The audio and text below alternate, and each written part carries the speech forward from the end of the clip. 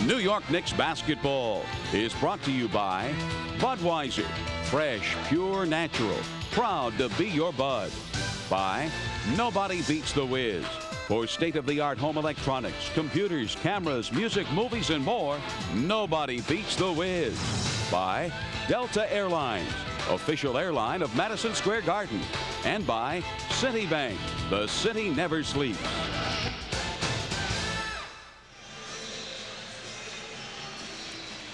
Well, going into game one on Tuesday, the Indiana Pacers had won 15 of the last 17. That included the final 8 of the regular season. But they were turned back by the Knicks 100-89. A game that saw the Knicks lead by as many as 17. Larry Brown enjoying a light moment prior to the game. Indiana was able to come back and move within 2 points when Vern Fleming hit that shot high off the glass. But the Knicks were able to settle down and went on to the victory by 11. Larry Brown also knows that his team is undefeated at home in the playoffs. That makes him feel good. They'll be heading there this weekend. And Larry Brown hoping for more production from the likes of Derek McKee and Haywood Workman. McKee 0 for 7, only 3 points in his 34 minutes. And Workman, who did not start, Larry Brown went with Vern Fleming because he felt that Vern, a 10-year man with the Indiana Pacers, deserved the start back in his hometown. Larry made the point, well, when we play at Oral Roberts, which is the alma mater of Haywood Workman, we'll give Haywood the start. I don't see any playoff games being scheduled for Oral Roberts in Tulsa, Oklahoma. That was an interesting move by Larry. If that's what the total motivation was, it was very nice of him, but I have a feeling it had something to do with Workman's 33% shooting during the playoffs. Right here, we're set for the introduction of the Hertz starting lineups. And your New York Knicks. Here tonight's starting lineup. First for the Pacers. And guard at 6'3" from Oral Roberts, number 3, Haywood Workman.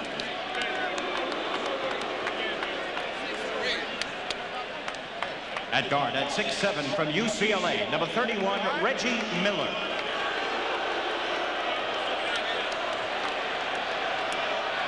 At forward at 6'10" from Alabama, number 9, Derek McKee. At forward at 6'11" from Clemson, number 32, Dale Davis. And at center at 7'4" from Marist, number 45, Rick Smits. The trainer is David Craig. Assistant, Kevin Johnson. Assistant coaches, Bill Blair, Gar Hurd, and Billy King. And the head coach, Larry Brown.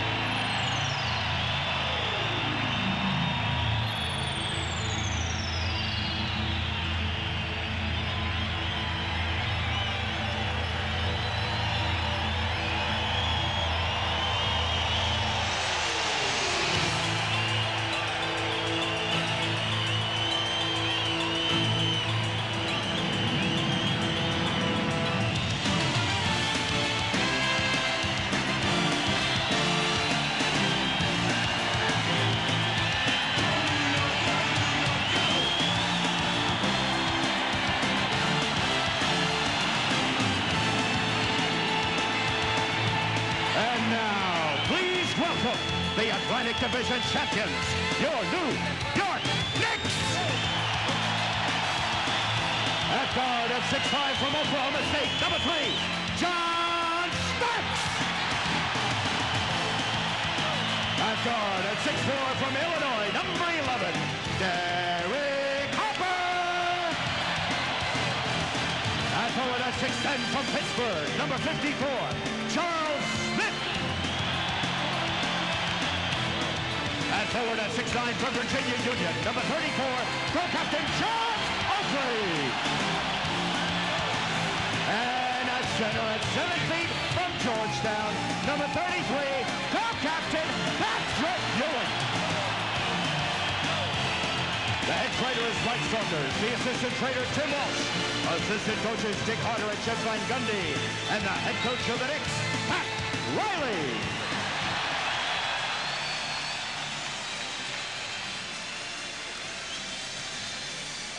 As we have been discussing, for Reggie Miller of the Indiana Pacers in Game 1, a very quiet time of it.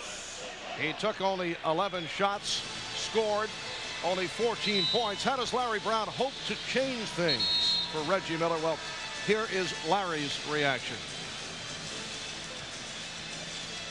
I thought he spent a little too much time down on the baseline, and he was easy to defend down there. And the biggest thing, you know, we talked about this since game, you know, before the series, we've got to be a lot better in going from defense to offense and setting up our plays. We got to have less decisions to make where we have more time on the clock and just execute a little better. Well, you can also say they want to play with more confidence, which will be demonstrated by their ability to react quicker and make better decisions. They're a little in awe, you know, here at Madison Square Garden before this crowd, and this crowd has come to cheer very clearly. They're on their game early, Marv.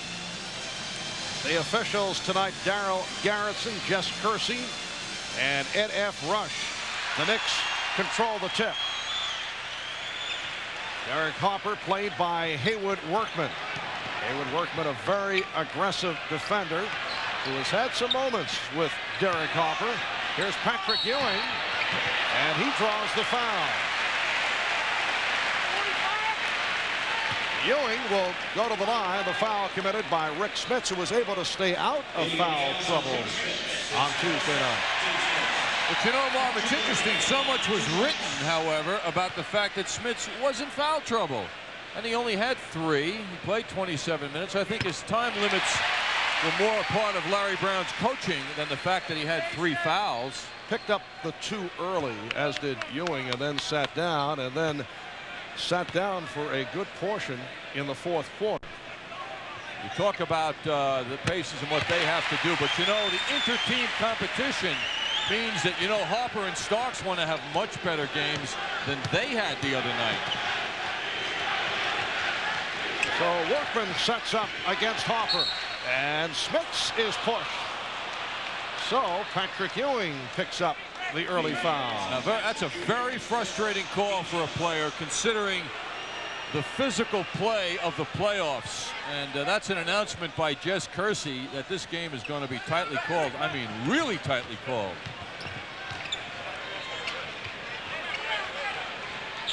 Again, Smits. This time a turnaround. Rebounded by Dale Davis, who had 10 on Tuesday. Derek McKee back to Rick Smits. Rejected by Ewing. Well, considering Patrick had already picked up a foul, courageous move by him, and a good one.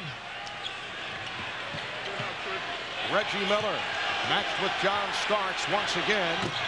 And Reggie Miller, with a quick release, is able to tie the game at 2. And quickness is going to be the name of Reggie's game tonight, in contrast with the other night. Execution by him will be faster. Larry Brown very upset with the defensive effort by the Pacers in the first half the other night. Oakley giving the Knicks a 4-2 lead. Right at the start, you can see there is more aggressiveness defensively by Indiana. And Workman is hit by Harper.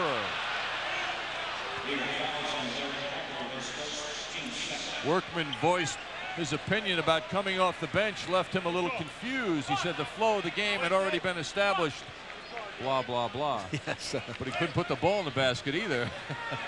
Is that what he said, John? The blah, blah, blah aspect, yes.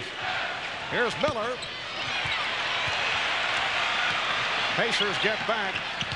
Starks with the step. John Starks also trying to turn it after the 1 for 7 the other night. Now there's a demonstration of what Larry Brown's point was at the outset of our game. He wants his team to have better transition from defense to offense. And after Starks' drive, they blew that ball down court quickly. Foul on Starks.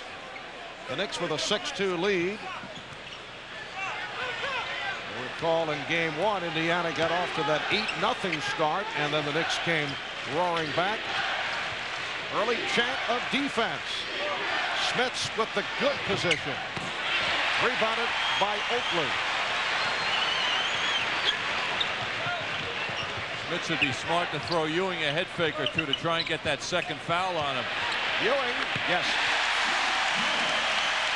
The Knicks with an 8-2 lead. I mean, you know that if Ewing gets 2 fouls, he's out for the rest of the quarter. Pacers should continue to go at Smits. Dale Davis with limited offensive moves. Oakley on the rebound. Pacers get back. Hopper passed on the 3. Rebound Ewing. And now Dale Davis gets to it. Derek McKee 0 for 8 the other night. Rick Smits operating up high.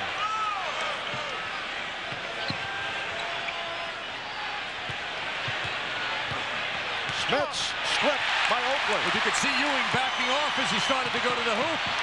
Charles Smith. Fast start by the Knicks. A 10-2 advantage. And Larry Brown wants to talk it over. 20-second timeout taken.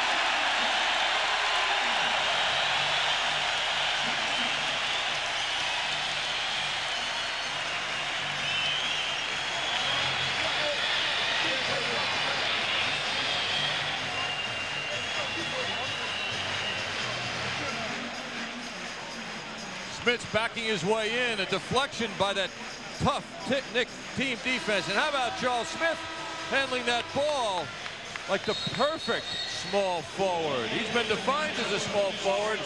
He played like one on that play beautifully. Knicks red hot now, 4 out of 6, and the Pacers only 1 of 6. Larry Brown wants to put the fire out with a timeout.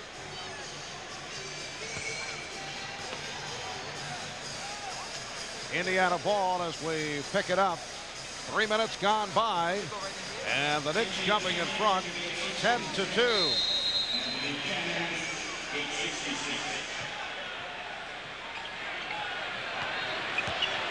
Smits for Davis.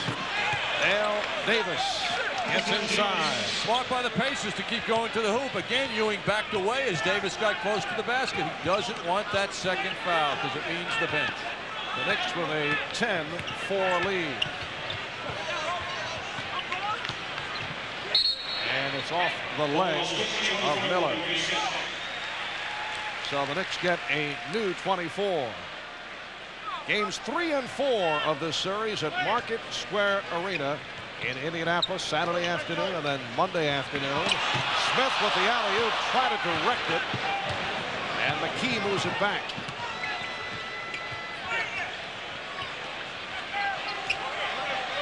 Now Davis posting up. Davis had the shot blocked by Smith. Oakley given room. And McKee with the box out rebound. Starks not giving Miller any room.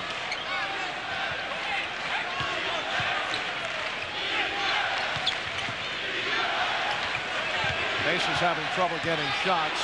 Davis gets inside. Ewing stepped away. Did not want to commit that second foul. That seems to be the pattern now. Dale Davis at 6'11". Got up to that basket very nicely. Hopper. Yes. The Knicks 12 and Indiana 6. I just feel that Hopper's burning with desire to play much more effectively and become much more important to the Knicks now than he has in the last couple of games. Well, Greg Anthony came off the bench the last 2 and helped to spark the team.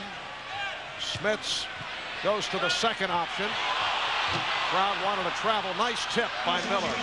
Reggie Miller with the tip. Well, that was another part of the strategy of the Pacers to send their guards to the boards. Miller's 6'7", and John Starks is about 10 feet away from him, further out.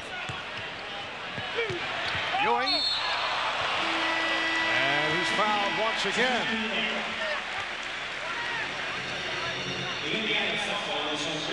Rick Smits called for his second. We'll be right back.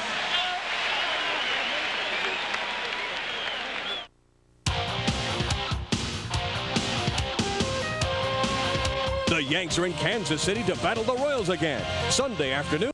Ham lovers insist on Thumans for that great all-meat taste. Oh, yeah, the nutrition guys want to talk about the stuff on our new label, like 97% fat-free and no MSG. That's good, but that Thumans taste makes a killer sandwich. Oh, and Thumans has 1/3 less calories than tuna? Pretty impressive, really. Healthy ham that tastes great. Now you've got lots of reasons to try Thumans. Insist on Thumans, the ham that rises above the rest.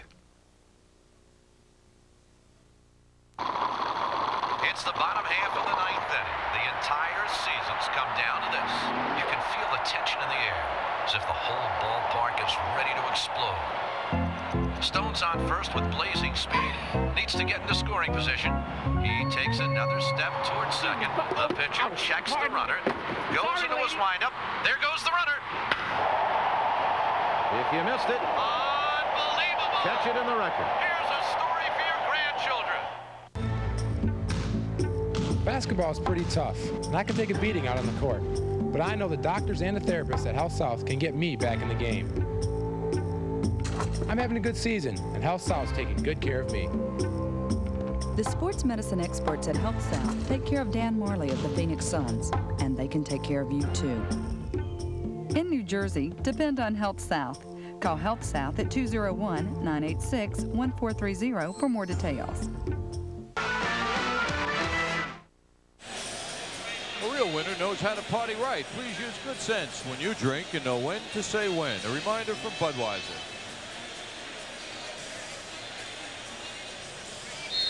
A moment ago, Rick Smits picked up his second foul. Patrick Ewing hit with one early. Rick Smits 0 for 4 here at the start. Pat Riley asked about Rick Smits yesterday, pointing out that Smits has great leverage. He's a player who has gotten stronger, always works hard, but has excellent balance for a player that tall at 7'4". Yes, you don't see him falling to the floor. But one of the problems with Rick is his disqualifications. How many times he's fouled out. He and Sean Kemp 11 times this year. You look at all the other 10 other teams in the NBA. They fouled out, both of those fellows, more than 10 other teams. John Starks got the roll. Knicks lead by 6. Antonio Davis has come on, replacing Rick Smits. So Indiana forced to go to the smaller lineup. Now LaSalle Thompson is available, as he was in game number 1 after being sidelined with the broken bone in his hand at the start of the Orlando series. Eric McKee continues to have his difficulties. Smith lost the dribble off his foot, and the Knicks got a break. The hustle by Oakley, keeping it alive. It will be Nick Ball with 16 on the 24. Well, the break, he was screened out. Oakley with a terrific play to save it.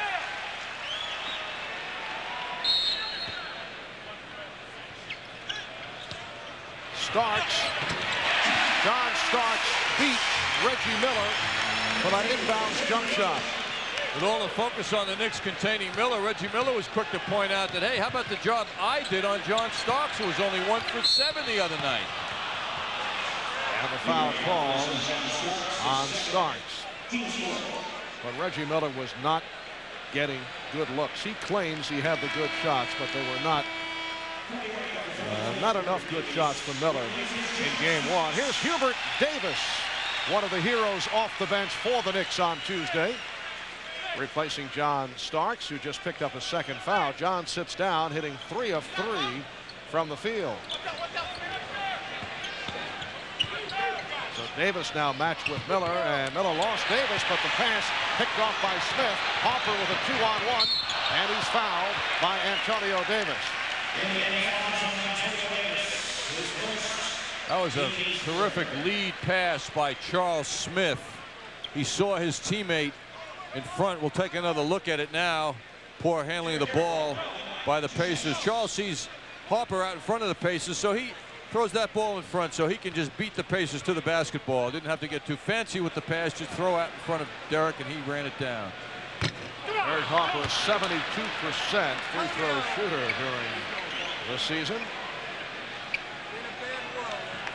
The Knicks now have a backcourt of Harper and Hubert Davis, Smith with Oakley and Ewing on the front line. However, during the playoffs, Derek's only at a 61% clip from the foul line. And way off on that second attempt. The Knicks 16, the Pacers 8. 5.5 to go. First quarter, game 2 of the best of 7 Eastern Conference Final Series. Miller, and the foul is called. The Knicks on a double team made contact, and the foul called on Smith. Look at the Knick awareness to Reggie Miller now. Watch Charles Oakley come up off that pick. Oakley's right on the case, not allowing Miller a view. And then Charles Smith came over and added some more help and pressure. Knicks over the limit with that foul. Reggie Miller, one of the best free throw shooters in the NBA. 91% from the line this season. Second to Mahmoud Abdul-Rauf. Getting the treatment from the crowd as he hits on the first. Last year in game 1 in the playoffs, he tied an NBA record. 17 for 17 from the line. Look up! Going back to the series a year ago, the Knicks beating the Pacers in the first round of the playoffs in 4. In game 2, the Knicks were down by 16 points here at the Garden and won by 10. Shot clock at 5. It's going nowhere with the ball. Davis. Rebounded by Dale Davis. God, I believe this is a Madison Square Garden playoff record. Most Davises on the court at the same time. Antonio and Dale for Indiana, and Hubert for the Knicks. Workman. Oh, the stuff missed by Antonio Davis. The Knicks lead by 6 points. Smith strip. And here comes Workman. Harper back. Workman on the spin. And it's rebounded by Hubert Davis. Finds Smith. Returns to Oakley. And he's fouled by Dale Davis. And Charles Oakley complaining to Hubert Davis. I guess he wanted the ball on that break a little quicker. Well, let's see. The guard's position is to give the big man the ball. You can see Oakley lower left there. He seemed to be free. Yeah, he wanted it but there. But Davis, I felt, had a defender between himself and Charles Oakley, and it was an easier path to give it to the other forward, Charles Smith. Easier path for Davis to get the ball to him with 4 on 2. Him blah, blah, blah. Tonight here at the Garden. You know, it's fortunate on tonight's Knicks Rewind that the video edit made this portion. Well, Marv, it is our swan song telecast here at the MSG Network. We'll be handing the reins over to the other network fellows at NBC, including yourself, by the way. Yes, we'll try to pick it up. So we want to make it memorable, filled with yeah, nostalgia, things you can recall, warmth, a couple of imperfections here and there. Right. Okay. I think we've bottled them all into the first quarter. Knicks 18, Pacers 10. But the MSG Network certainly lives on with New York Ranger hockey tomorrow night, Game 7, in what has become a classic series against the New Jersey Devils. And Yankee baseball certainly heating up in the shadows these days of the Knicks and the Rangers. Reggie Miller from long range. And the Knicks now lead 18-12 with just under 4 minutes to go in the first. Hubert Davis' job to give the pressure on Reggie Miller that John Starks has been able to do. Here's Oakley. And Antonio Davis to the board. Miller wanted the pick, gets it from Antonio Davis. Last touch by the Knicks. Anthony Mason and Greg Anthony will come on. The first timeout taken by Indiana with 3:33 left in the first quarter. I'm bored. Let's count the palm trees again.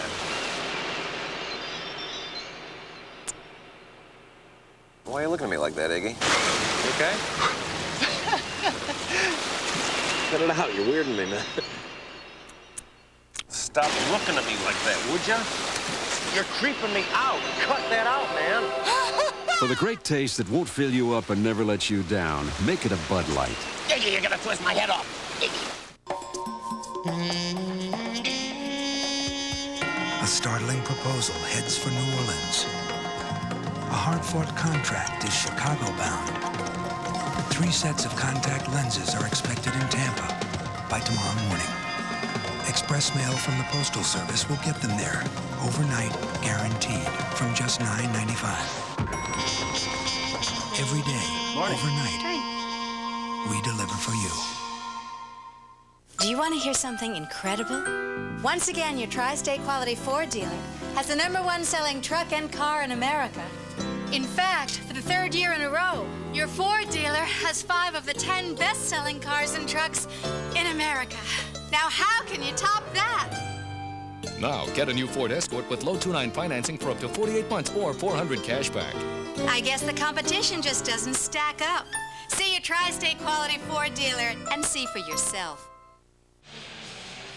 Greg Anthony just checked in along with Anthony Mason. Greg coming off the 16-point game on Tuesday, hitting 3 from downtown. That matched a career playoff high for Greg Anthony, and he has been hitting the 3-point shot, a subject we discussed with Pat Riley.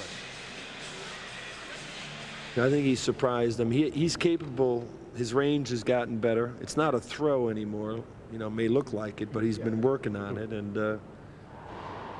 you know, somewhere when you leave guys wide open, you're going to get burned by that. So, I mean, his threes in the first half really opened it up for us. Just to give you an idea of the unusual shooting of Greg Anthony in the playoffs, he's had 27 field goals in the 12 games coming in tonight of the playoffs. 14 of those 27 are 3-point shots. That's amazing percentage. Mason guarding McKee. Antonio Davis now is acting as the center, matched with Patrick Ewing. Workman with a side angle jump, and Haywood Workman finally hits. Knicks now lead by only 4. Haywood Workman coming off the 0 for 8 the other night. 3 minutes to go in the first. Marv Albert, John Andres, Al Trotwood, and Walt Clyde Frazier from Madison Square Garden.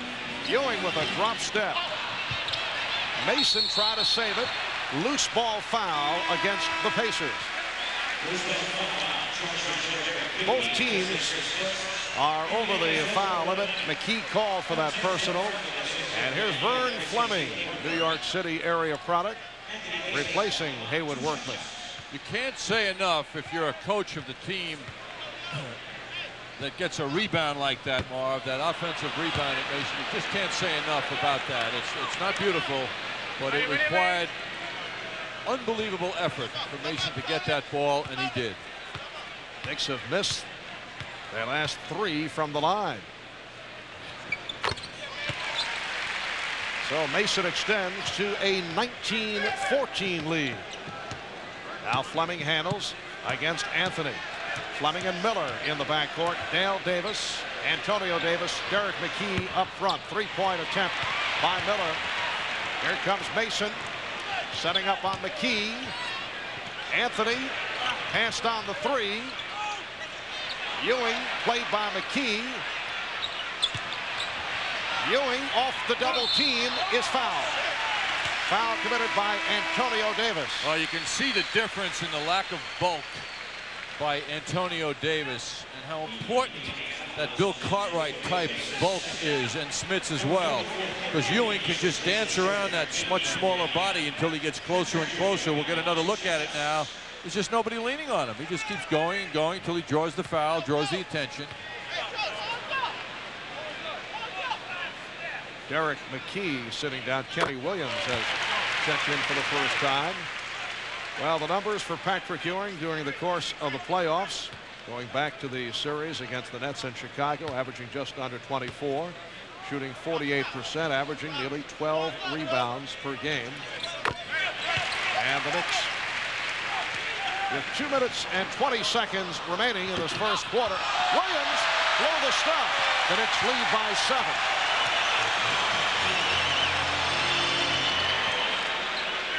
Anthony and Davis at the guards. Oakley, Mason, and Ewing up front. Ewing rejected by Dale Davis. Great help, and it got there timely. That's the best job they've done on Ewing. Knicks have gone 4 minutes without a field goal as Antonio Davis hammers one down. And the Knicks lead is now 21-16. Antonio Davis has been a major reason for the good play of the Indiana Pacers in the second half of the season. Pacers go to the trap. Ewing from deep. Mason with the rebound. Minute and a half left. First quarter. Illegal defense called for the first time against Indiana.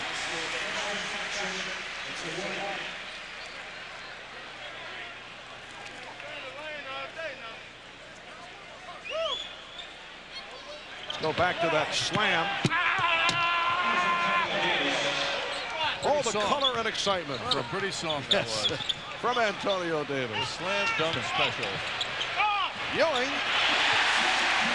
Patrick Ewing going last. Knicks have missed their previous 5 shots. They now lead by 7. I've never seen that move. He looked like a small forward on that. So swift. Kenny Williams, not noted for his outside shooting. Last touch by the Pacers. Larry Brown upset with the call. Larry is up and pacing early. He usually waits until the fourth quarter. We'll play on words there, John. Pacing. Yes. Anthony Mason. Rebound mistimed by the Knicks. And Fleming puts behind the back. Will he get the call on the continuation? Yes, he does. The basket counts, and Fleming will go to the line. Pacers are showing grit and determination now, demonstrated by Fleming. Vern Fleming, another look at it now. That behind the back dribble got rid of Greg Anthony. Then he picked up the foul. Anthony called for the foul. 3-point play for Vern Fleming. The Knicks lead 23-19 as this first quarter closes down. Half minute to go.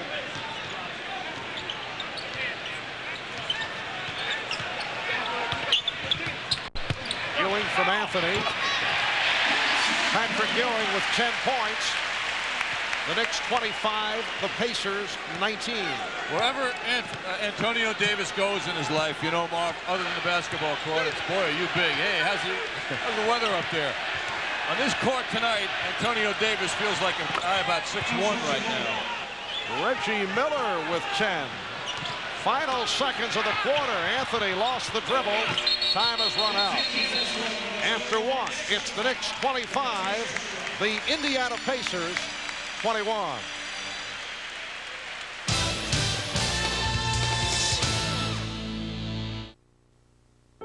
There was only one road in, and one word of advice. Make it before the snow comes, or you might not make it at all. But at the end of that road was California, where grapes grew as big as your fist, and trees touched the clouds. There are over 4 million miles of roads in Alamo territory, and every day with every car nationwide, only Alamo gives you all those miles for free, including one California road you should still get down before the snow comes. From Gillette comes a revolutionary form of antiperspirant protection. Gillette Clear Gel Antiperspirant. Because it's a clear, clean, powerful gel, it goes on smoothly with no white residue to form an invisible barrier of protection. All-day protection against both wetness and odor. Gillette Clear Gel Antiperspirant. One of the advanced deodorants and antiperspirants in the Gillette series.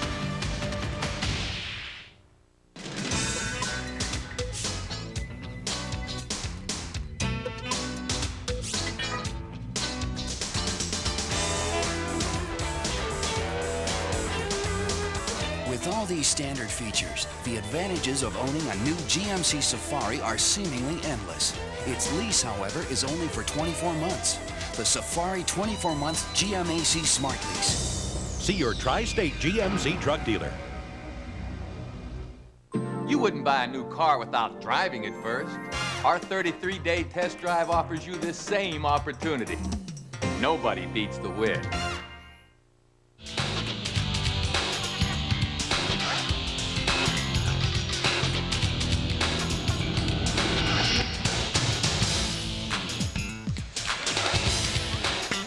New York Knicks basketball is brought to you in part by Reebok, who reminds you that only the love can make you a player. And by Mobile One. It keeps your engine running like new.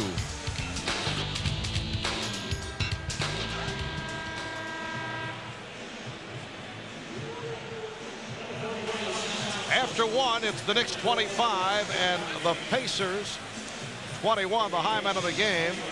Patrick Ewing with 10 points, hitting 3 of 7 from the field and 4 out of 4 from the line. And Reggie Miller back on track, 4 for 7. 2 of 2 from the line for 10 points. Solid first quarter for Reggie Miller. And it came because he made his decisions quickly and he was on target. The Knicks hoping to make the trip to Indianapolis, up 2-0. Games 3 and 4 Saturday and Monday afternoons at Market Square. And that will be a very noisy arena. And the Pacers hoping to take one in New York, get a split, to tie the series at 1. Fleming trying to go all the way. Fleming with the rebound. LaSalle Thompson has checked in for the first time. His first appearance since Game 1 in the Orlando series.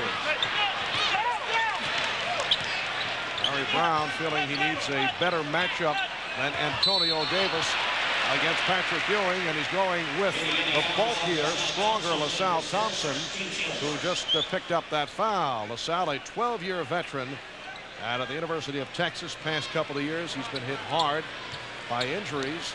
He was inadvertently hit by Shaquille O'Neal in Game 1 of that opening series and suffered a broken bone in his left hand. Charles Smith throwing the air ball. And here comes Vern Fleming. Rare when you see a player take a short jump shot and the ball goes flying over the rim entirely. Dale Davis guarded by Anthony Mason.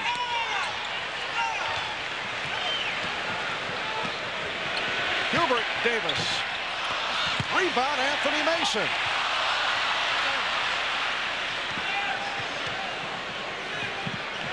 Pass from Fleming deflected by Anthony. Handled by Davis. Here's Davis setting up Anthony for 3. And it's rebounded by Byron Scott, who just came on at the start of the second quarter. Scott and Fleming in the backcourt. LaSalle Thompson with Dale Davis and Kenny Williams up front. Here's Scott. Byron Scott from the corner, and it cuts the Knick lead down to 2. There's a pace, Marv, to use your expression, of the Pacers that is putting them ahead of the Knicks in the effort department now for the last 4 or 5 minutes. Smith shooting. Oh! And a loose ball foul against the Knicks. Correction, it's on the Pacers. It's on Kenny Williams. He sent Mason flying in a rebounding situation. Kenny Williams under the basket. Mason gets in front of him, but Williams gives him that elbow and sends Mason off to the side. Well, a cameo for LaSalle Thompson, who will head to the bench, replaced by Derek McKee. 2 minutes gone by in the second. Here's Davis. Hubert Davis off here at the start. Knicks perimeter shooting has disappeared. The other night, Knicks had that good shooting first half. Here's Rick Smits operating against Herb Williams, who just came on for Patrick Ewing. And the foul is called on Herb Williams. Timeout taken. 9:49 left in the second. It was the best first date I ever had. I mean, she was crazy about me. I couldn't stand him. All he talked about was himself. I can be a good listener. He never shut up. It's funny how two people can look at the same thing differently. And I just hope she didn't think it was too, serious. Well, he did have a good sense of humor. To some, this is a great tasting imported beer. To others, it's a great tasting light beer. Either way, it's Amstel Light. What's the difference? I looked horrible anyway. What a knockout. Flintstones, meet the Flintstones. They're the modern Stone Age family. From the town of Bedrock, they're a page right out of history. Let's ride with the family down the street through the courtesy of Prester Feet. When you're with the Flintstones, have a yabba dabba too time. You'll have a gay old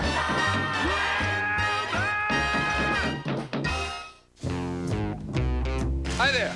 How'd you like to test drive a Bonneville? All right. Here we go. It's like a cockpit in here. That's good. Just keep it on the ground. The Bonneville comes fully loaded, $10,000 to $15,000 less than the Beamer, 20 grand less than the Lexus. Get out of here. Can't beat it. And now it comes with a $1,500 rebate. Jerry, that was a stop sign, I think. Don't worry, that's just an advisory. You got your power door locks, power windows. The airbags, that's extra, right? Standard, all right? Let somebody behind us here. Pull over here. Let me do the talking. A reminder, tomorrow night at 7:30 following game night, it'll be the New York Rangers and the New Jersey Devils in the 7th and final game of the Eastern Conference Final. The winner going on to face the Vancouver Canucks for the Stanley Cup. That'll be right here on the MSG Network, the best in the game. Well, 7'4" Rick Smits coming out on the court has other thoughts about basketball. He said, I'm trying to get my mechanics diploma now. I work on cars and motorbikes in the summer. I'm taking one of those home study courses. With his income, he can afford to have lots of automobiles in his garages and spend some time doing what he loves to do. I was going to say he probably would be the tallest auto mechanic in America. However, my thought of Mark Eaton, who has the same, actually has the same avocation. It's interesting. 2 7'4" guys.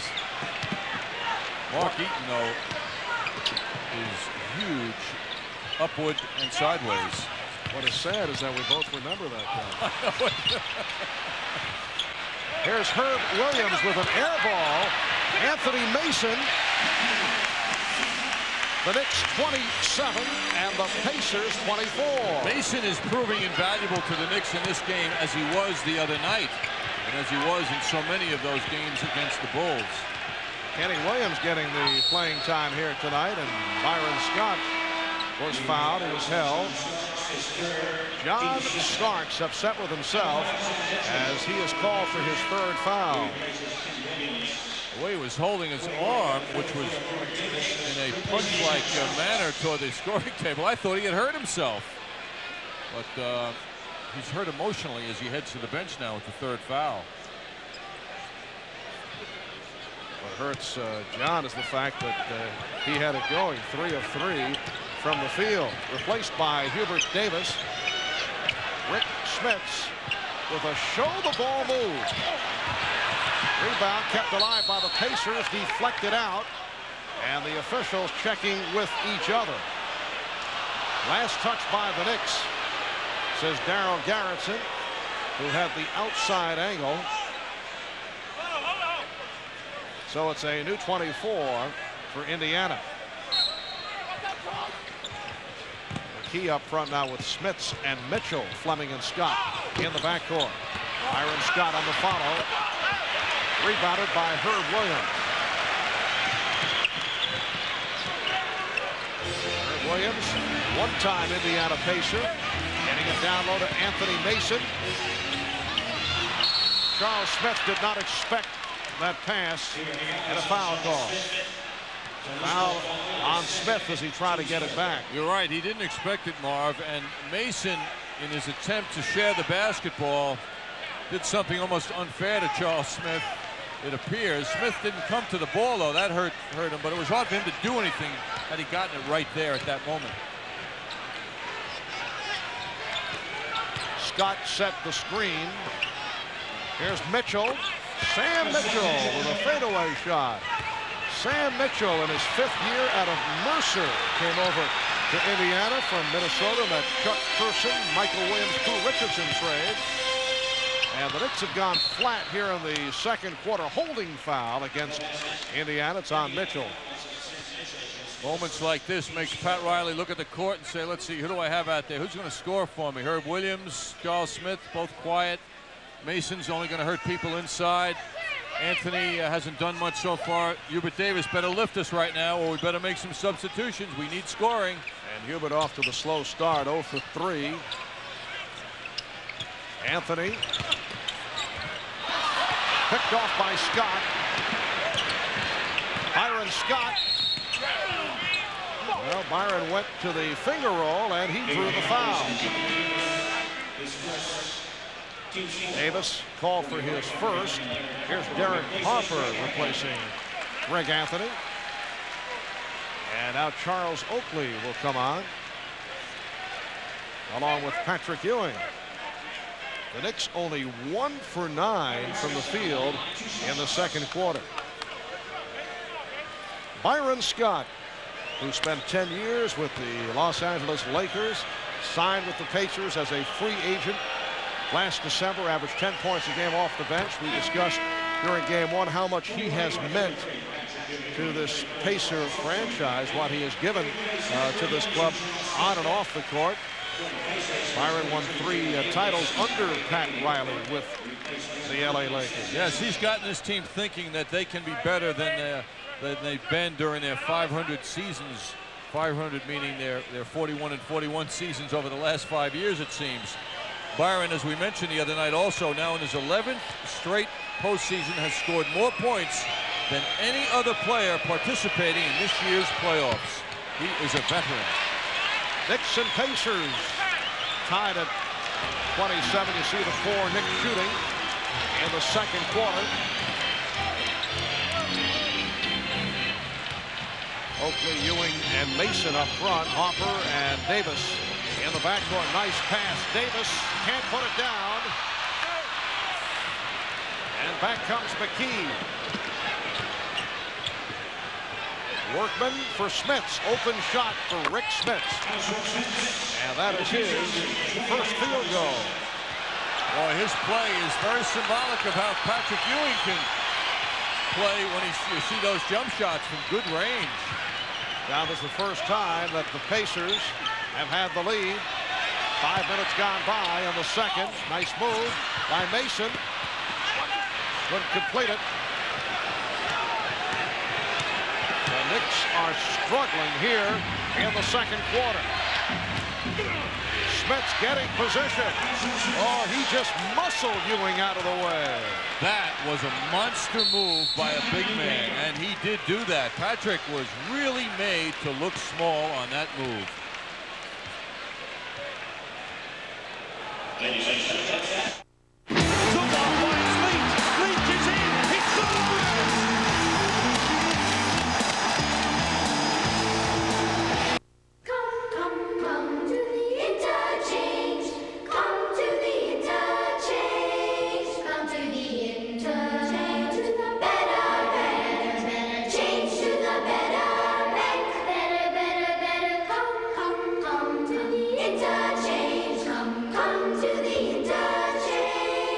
Making your money make more for you. Interchange State Bank. Do you know why everyone is talking about Hoskins Hardware in Ridgewood, New Jersey? Service, service, service. If you need to repair a screen, fill your propane tank, or pick up replacement parts for your barbecue, stop by Hoskins Hardware and one of our friendly staff will help you get the job done. Summertime enjoyment means Weber Grills. Weber carries a complete selection of grills, barbecues, and accessories to make your choices easy this summer. Weber Grills and Accessories, the easy choice. Come see what everyone is talking about. Hoskins Hardware, Goffel Road, Ridgewood, New Jersey. The German-engineered Volkswagen Jetta now has a remarkable new advance specially designed to help a driver avoid one of the most threatening obstacles in the world, the down payment. We call this advance our zero down payment lease. It means you can drive away in a new Jetta for $199 a month. without having to put down much more than your signature. It's like having an extra shock absorber, just for your budget. Hurry for the zero-down lease of Jetta with dual airbags at Genzinger Motors of Clifton. Now it's time for the MCS Cannon Great Teamwork Moment. Pacers have come on strong and wrestled the lead from the Knicks. McKee inside, ball moving well by the Pacers. Inside, outside, Rick Smits, the 7'4" center. It's that 22-foot jump shot. Cannon technology and MCS service. One is a great reason to buy the other. Rick Smits is going to make any coach who ever worked with him, including Bill Walton, Marv, cry at the beauty of this big man power move as he faked his way inside. The Knicks want to disrupt Smits when he puts the ball on the floor. No one comes over to do that on that one dribble, which got him that step closer to the basket as he sent that one down. What a great move by Rick Smits. Yes, I know that Bill Walton has worked with Rick from time to time. He is a vastly improved player. Averaged over 15 a game, his best in the NBA, best all-around season. The Knick drought continues in the second quarter. Pacers by 4. Here's McKee. That was a three-point attempt. Oakley from deep. And Byron Scott starts back. Just amazing how the game changes when you can't hit your shots, and that's the deal for the Knicks. They can't hit their shots. Foul against the Knicks. 17-6 run by Indiana to give them this 4-point lead, and the Knicks are now 1 for 16 from the field.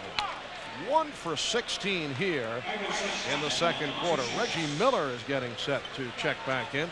Hubert Davis called for the foul, putting Byron Scott at the line. Well, that is so incredible, 1 for 16, and to think they're only down by 5 is amazing. The other night, the Knicks shot 50% from the field in the first half. Indiana not getting any stops. It's not that the Knicks are not getting good shots here in the second quarter. They are. They're not hitting. Indiana by 6, their biggest lead of the game. Interesting, all this continuing with Reggie Miller, their high scorer, on the bench.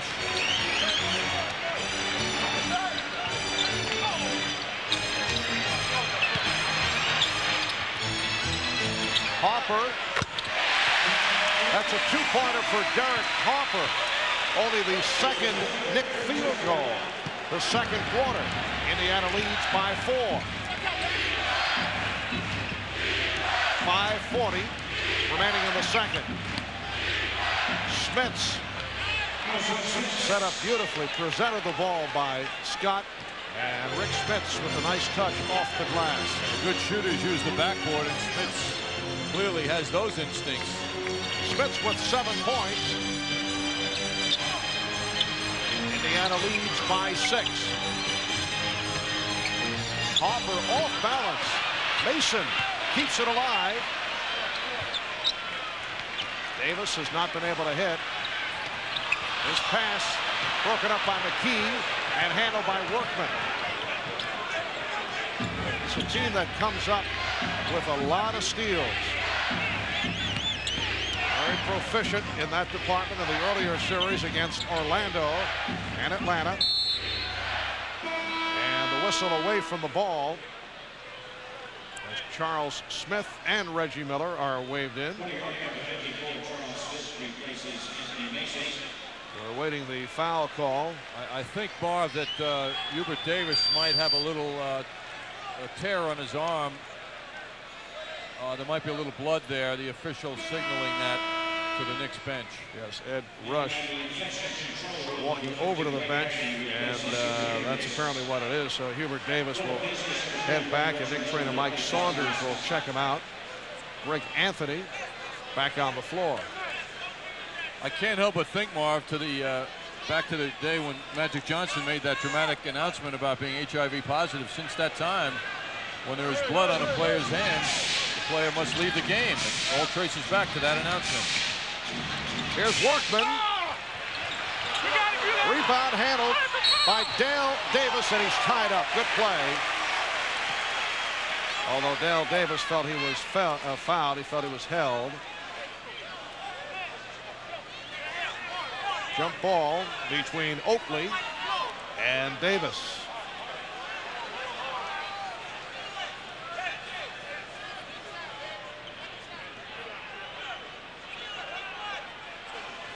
Four and a half remaining in the first half. Knicks are in a period now, Marv, where they've been outscored 21-8.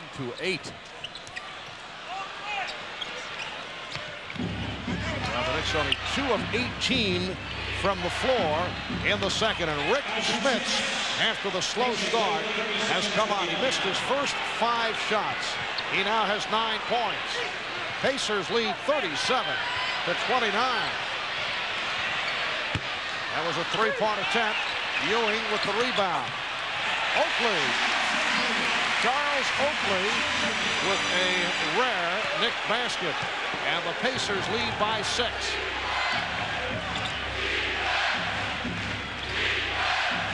Knicks with only 6 points in the second quarter. We have 3:50 to go.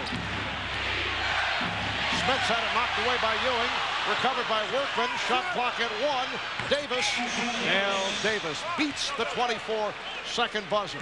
Indiana leads 39-31. Pacers are playing with great confidence, which you know came about after their comeback the other night when they scared the Knicks after coming back. Ewing sending Smits flying as he tries to establish his position.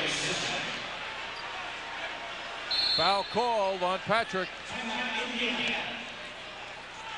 Take another look at it. Patrick trying to get position. And Patrick sends him away. That's his second foul.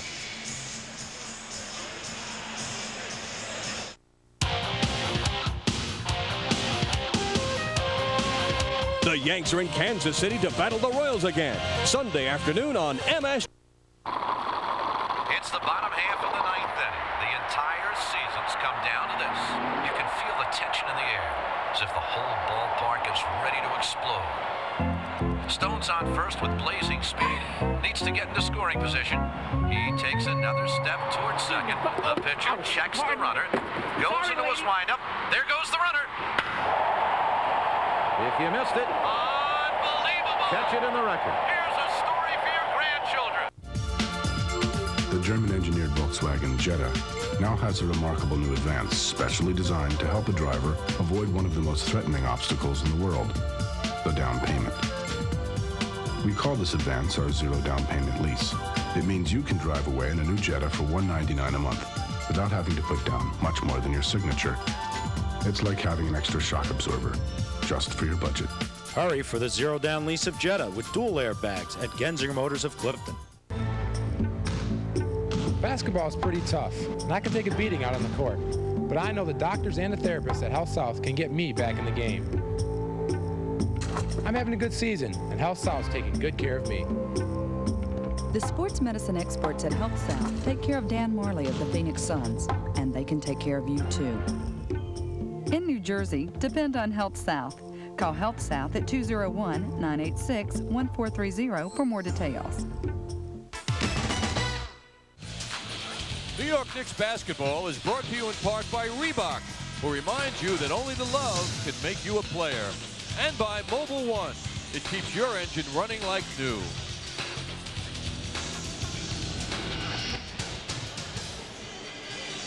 Three minutes, 29 seconds remaining in the second.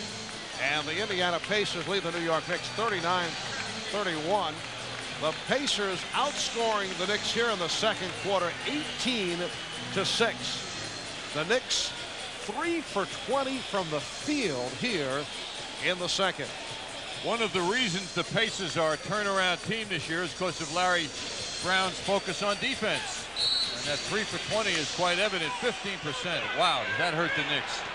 But the defense of the Pacers has something to do with this also. They're challenging the Knicks shooters. Indiana ball as we resume following the timeout.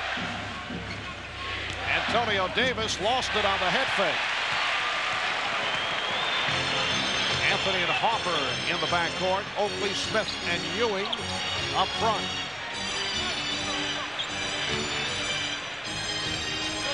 Ewing played by Dale Davis. Rebound Ewing. Rebound Ewing. Patrick Ewing on his second follow. Great effort by Ewing. The Pacer lead is 6. The chant of defense from the crowd. Miller stripped by Hopper. Workman did not like the hand check from Anthony. You may recall the two got into that melee earlier this season at Indianapolis. Haywood Workman also upset about the aggressive defensive style of Derek Hopper.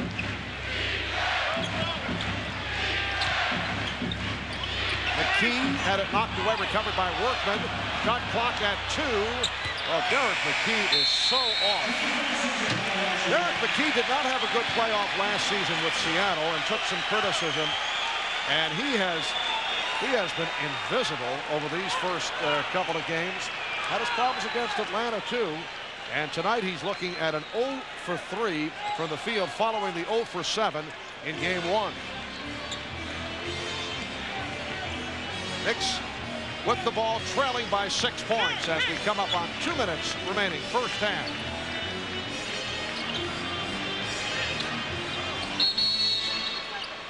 Three-second violation against the Knicks. Well, Charles Smith was planted down low with his arms up in good position, and his teammates did not look his way. The Knicks with their 6th turnover of the game, but 5 of the 6 have come in the second quarter. Just under 2 minutes remaining in the half. Miller got the good look. Smith with the rebound in traffic.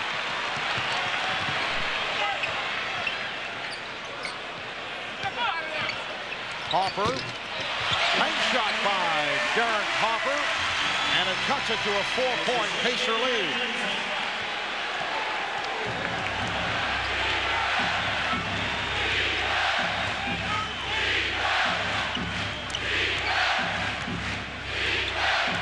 Workman back for McKee. Shot clock at 6. Antonio Davis. Shot clock at 2. 24-second violation. That's an example of how Oakley hounds the player he's matched against. He almost lost the baseline on that play, but he kept hounding until he got that ball loose.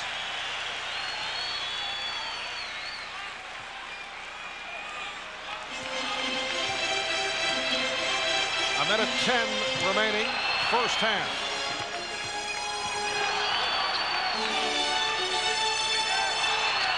Antonio Davis fronting Patrick Ewing and doing it effectively. Hopper checked the clock. Here's Anthony for 3. Well, Greg Anthony, who hit 3 from downtown on Tuesday night, hitting from deep in the corner from 3-point land to cut it to a 1-point Indiana lead. Well, the Knicks have been allowed this low, and now they're right back in it. Thanks to Greg Anthony, who brings the touch again. The Knicks now conclude a 9-2 run on Indiana. Workman going behind the back. Nearly had it picked off by Anthony. 40 seconds remaining in the first half. Miller. Reggie Miller. Stay right here, says the official Ed Rush. Miller did not get the hop on that shot. And then the foul was called on Oakley, his first. Pat Riley giving the Pacers a different look now by playing his 2 point guards together. Derek Hopper and Greg Anthony have done this before, minimally though, during the season. But tonight in a playoff game, he's going with it for a period, and it's got a good look to it for the Knicks. Knicks over the foul limit, so Dale Davis go to the line. He is a poor foul shooter at 52% for the season. And John, he's one of these guys that not only misses, but misses badly. How about 33% during the playoffs coming in tonight?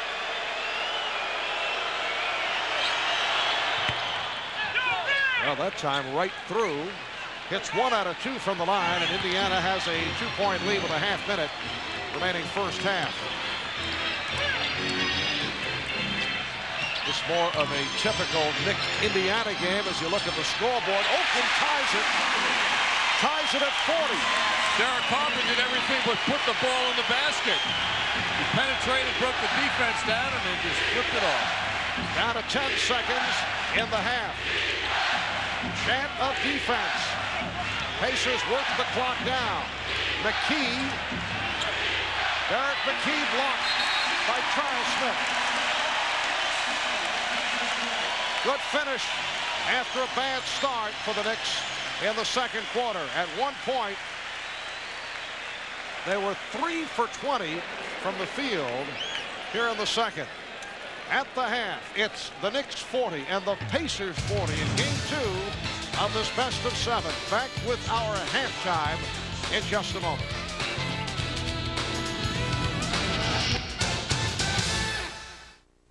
There are a lot of very fine men's stores in New York where you can pay a lot for great clothes. But there is a more intelligent choice. There's Rothman's on Union Square. It's the least expensive way to buy expensive clothes. Rothman's, the more intelligent way to buy men's clothes. Sale. A special offering of goods at prices lower than normal, extended over limited time. If Nobody Beats the Wiz is offering special prices, aren't they still having a sale? The prices aren't special, they're just lower than any competitor. And forget limited time. At Nobody Beats the Wiz, the price is right every day. Try integrity. The quality or state of being of sound moral principle, uprightness, honesty, and sincerity. So? It's what Nobody Beats the Wiz is all about. Honesty and sincerity and the low prices they offer the customer. Well, that sure sounds Yes. like me. But how do I know that Nobody Beats the Wiz's prices are the best? Because they believe in excellence. Every day, Nobody Beats the Wiz shops their competitor stores, compares their prices, and marks them lower. Every price, every day. I get it. Because when it comes to their customers, Nobody Beats the Wiz has respect. Nothing is more sacred. Nobody beats the Wiz. Our business is a business of passion. Our customers feel like our sales associates really care for them. Our people fix problems and they make dreams come true, and that's really what we're all about. If you want to create a caring environment for the customer, you have to start by caring for your associates. Over 500 of my associates carry the American Express corporate card, and frankly, it's a very important tool. The American Express corporate card. Authors people don't leave Home Depot without it. I'm going camping this weekend, and I love it. And I hate camping. If I want to sleep on dirt, I wouldn't vacuum. Fresh air, birds, trees, snakes, bears, poison ivy. It's funny how two people can look at the same thing differently. You stand in the clean, clear water and catch your own dinner. Well, you stand in the freezing cold water and catch pneumonia. To some, this is a great tasting imported beer. And to others, it's a great tasting light beer. Either way, it's Amstel Light. It's beautiful. You're out there in the middle of nowhere. It stinks. You're out there in the middle of nowhere. This copyrighted telecast of the National Basketball Association may not be retransmitted, reproduced, or rebroadcast without the express written consent of the NBA.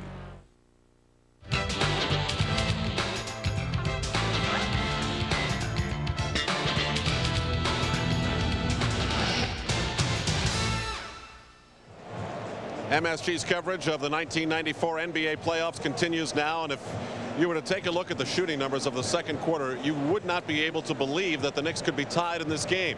1 for 16 from the floor, then 3 for 20, but they rallied to put together a 9-2, then an 11-4 run to tie the Indiana Pacers, who have to be shocked at what the domination could have been, the domination that is now lost at halftime, 40-all.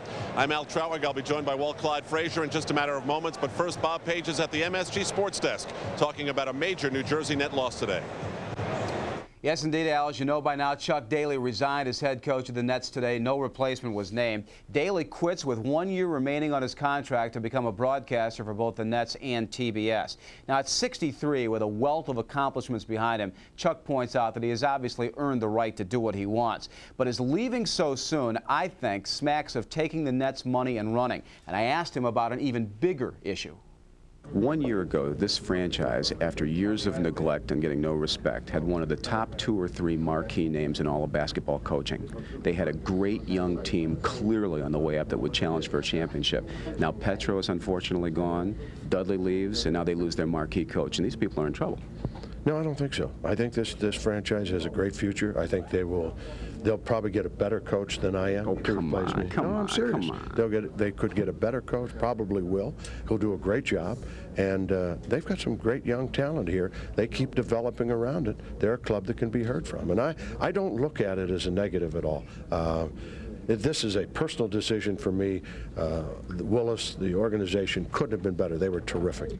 Chuck Daly brought the Nets credibility. Lenny Wilkins, meanwhile, the Brooklyn native, today named NBA Coach of the Year. And the Western Conference Finals resume tomorrow night at Utah, with the Jazz trailing the Houston Rockets 2-0. I'll have more right after we pause for these messages.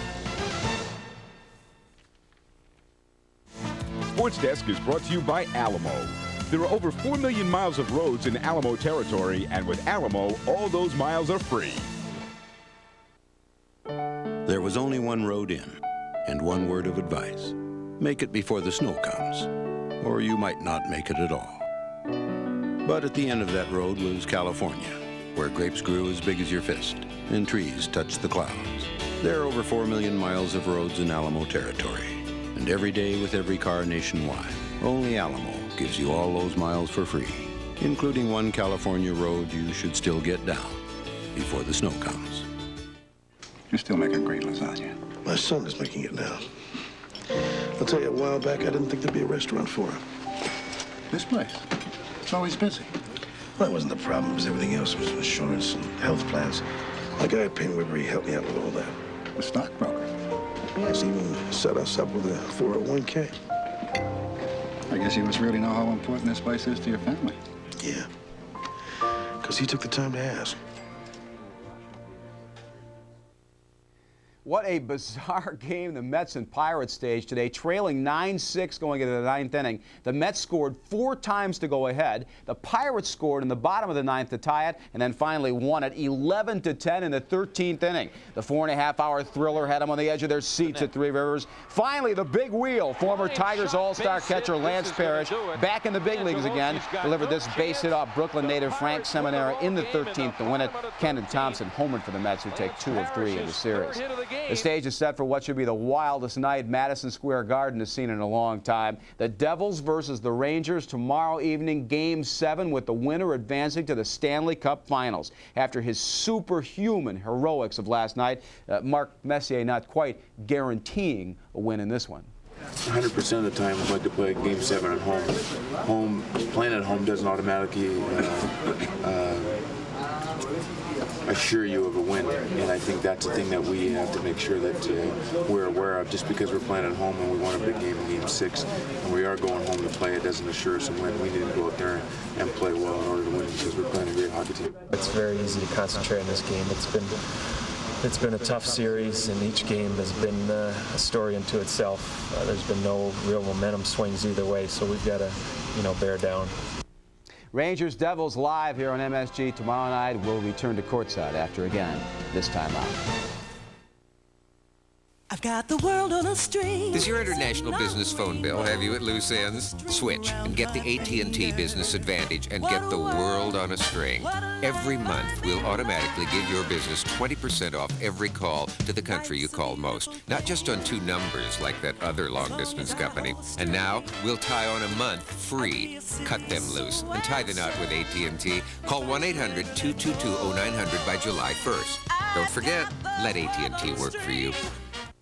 The same mind that created a child's first camera created a professional camera with the world's fastest shutter speed.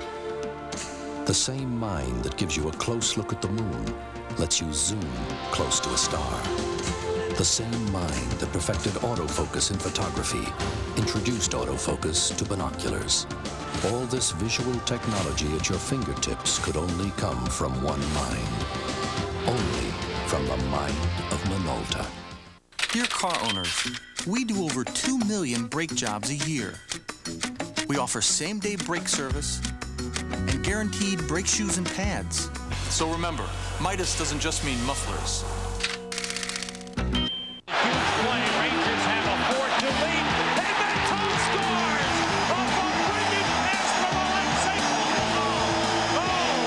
Do you know why everyone is talking about Hoskins Hardware in Ridgewood, New Jersey? Service, service, service. If you need to repair a screen, fill your propane tank, or pick up replacement parts for your barbecue, stop by Hoskins Hardware and one of our friendly staff will help you get the job done. Summertime enjoyment means Weber Grills. Weber carries a complete selection of grills, barbecues, and accessories to make your choices easy this summer. Weber Grills and Accessories, the easy choice. Come see what everyone is talking about. Hoskins Hardware, Goffel Road, Ridgewood, New Jersey. It's the bottom half of the ninth inning. The entire season's come down to this. You can feel the tension in the air, as if the whole ballpark is ready to explode. Stone's on first with blazing speed. Needs to get into scoring position. He takes another step towards second. The pitcher checks the runner. Goes into his windup. There goes the runner. If you missed it, unbelievable. catch it in the record. Here's a story for your grandchildren. A very weird first half here at Madison Square Garden in Game 2 with the Knicks up 1-0. 40-40 is the score. Take a look at the scoring summary.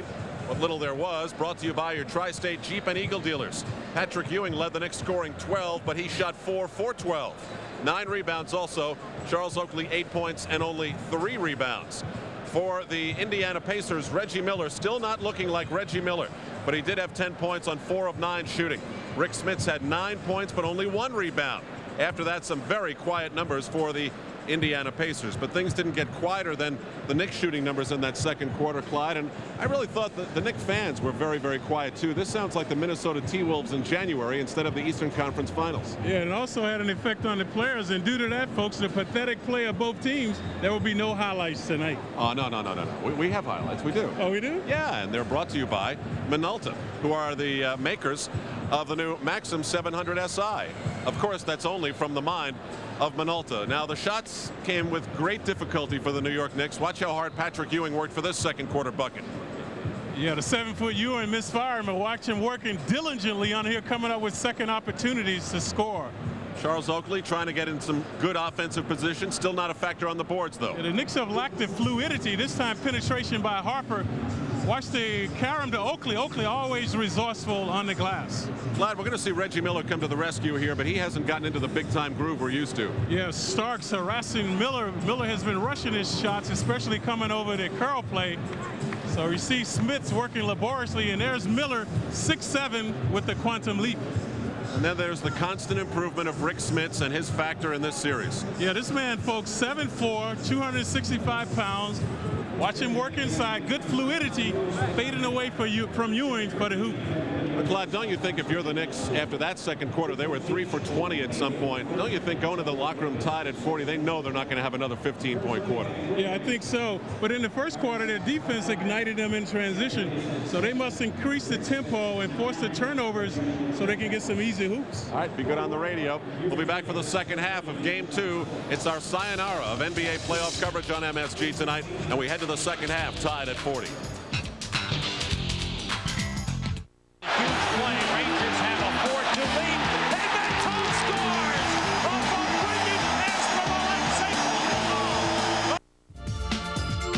German-engineered Volkswagen Jetta now has a remarkable new advance specially designed to help a driver avoid one of the most threatening obstacles in the world, the down payment.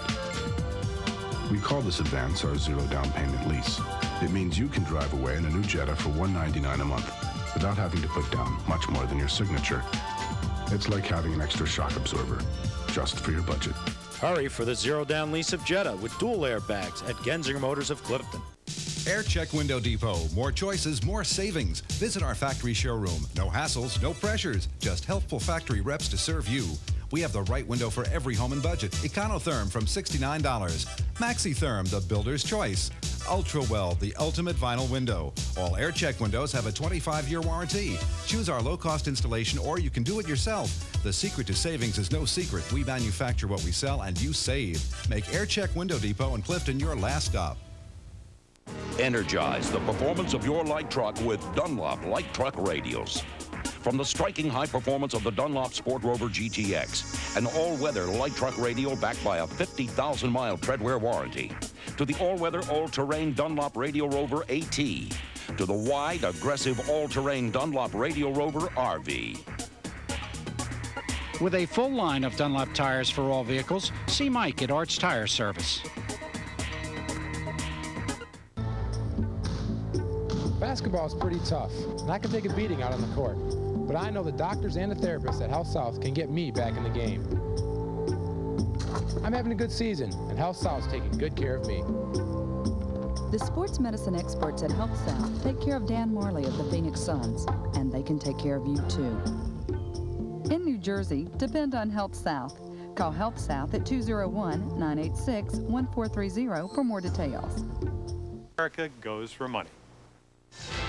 New York Knicks basketball is brought to you in part by the Discover Card. It pays to discover the card that pays you back. By MetLife. Get Met. It pays. And by Coca-Cola Classic. Always jammin', always Coca-Cola. Well, it's taken many months and many miles, but we've finally come to the final half of basketball that Marv and John will share together this season. Marv? Al, this is so emotional for both of us. But yes, the MSG Network coverage comes to a conclusion tonight as we check out the halftime field goal percentages. Indiana 37% on 16 of 43. Derek McKee continues to struggle. And the Knicks 16 of 45 for 36%. Only 7 of 26 in the second quarter for the Knicks. Knicks did have the edge off the boards, 28-23, and did the job off the offensive backboard, but not able to take advantage. As you check out the second chance point rundown and a look at the Toyota matchup between Patrick Ewing and Rick Smits. Rick Smits doing a good job. Patrick Ewing outscoring him, not shooting that well. Smits concentrating on scoring, obviously not on rebounding, and then Indiana Pacers need him to hit the boards much more than he did with that single rebound in 12 minutes of the first half. He only played 12 minutes out of 24 in the first half. Rick Smits hit his first 5, missed his first 5. He's hit his last 4. Reggie Miller, 10 points in the first quarter, did not score in the second. Rebounded by Dale Davis, stripped by Charles Oakley. Well, Charles comes out of the pack with the ball. The Knicks open with Derek Harper and John Starks in the backcourt. Patrick Ewing, Charles Smith, and Charles Oakley up front. The game is tied at 40. And Ewing draws the foul. Patrick Ewing, foul in the act. Derek McKee charged with his second, so Ewing to the line. He's hit 4 of 4 from the foul line. In reviewing the game against the Knicks the other night, Larry Brown put a great deal of focus on the Knicks' offensive rebounding and how they did a great job with 14 offensive rebounds, led by Oakley's 7 the other night. How do you think he felt in the first half tonight, with the Knicks having 13 offensive rebounds to only 7 for the Pacers? Oakley only had 1. Mason had 6 and Ewing 5.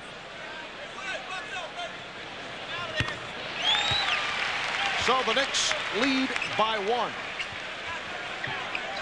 And Indiana with a backcourt of Haywood Workman and Reggie Miller.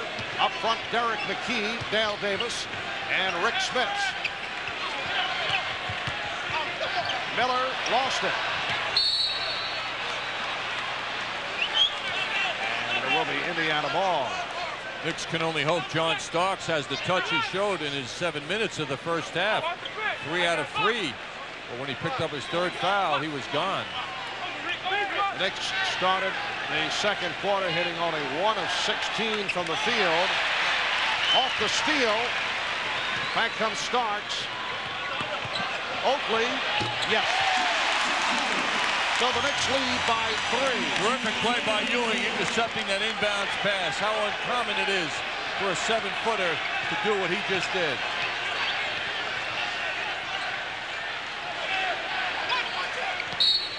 And Smits foul. Charles Smith called for his 3rd. What we got? What we got? Derek McKee will inbound. Knicks scored only 15 points in the second quarter. Indiana with only 19. Smits gets it back out to McKee. Returns to Smits. It counts, and the foul. Good quick return pass from McKee. Oakley called for the foul, and Smits will go to the line. This is a skill. McKee has the skill of delivering that ball in traffic. Nicely done by McKee and also by Smits, who finished it. Thinking back to Tony Kukoc of the Bulls, he also had that kind of skill, which was noteworthy, the ability to pass the ball softly to your teammates. The Knicks and Pacers are tied at 43.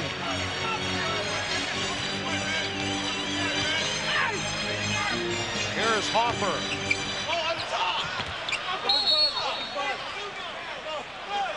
And it will be Indiana ball. Third quarter just getting underway. It's game 2 of the best-of-7 Eastern Conference Final. Games 3 and 4 in Indianapolis Saturday afternoon and then Monday afternoon. Knicks won the opener here on Tuesday, 100-89. Here's Miller. Quick release by Reggie Miller. Rebounded by Charles Smith. Indiana has lost 10 straight. 30 of the last 32 played here at the Garden. Pass by Starks, sailing high and wide. That double team on Starks confused him, took his vision away, and he panicked and threw it away.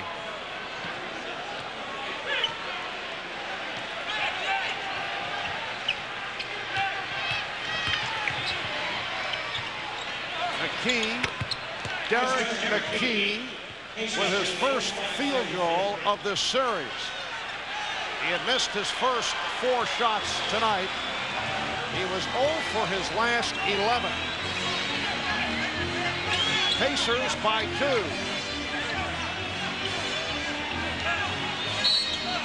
And a foul call. It's a hold, according to Jess Kersey.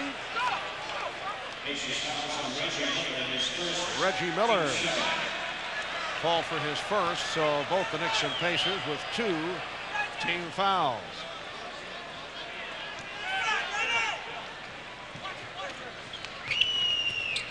Smith changed his mind, and Patrick Ewing backing his way called for steps. Patrick has been able to do that against the shorter players, but against Smits, he had to put a little extra into it and committed the infraction. Nice response by Charles Smith when he was overplayed, giving that ball up as well as he did. Ewing batted it away, and a foul, a hold on Workman. That prevented the fast break. See, the difference in Patrick Ewing and other centers is he is asked to come outside and double team guards on a regular basis. Very, very energy consuming. Tiring for a man his size to bend down and chase people as he does. He's already had 2 steals now in the second half.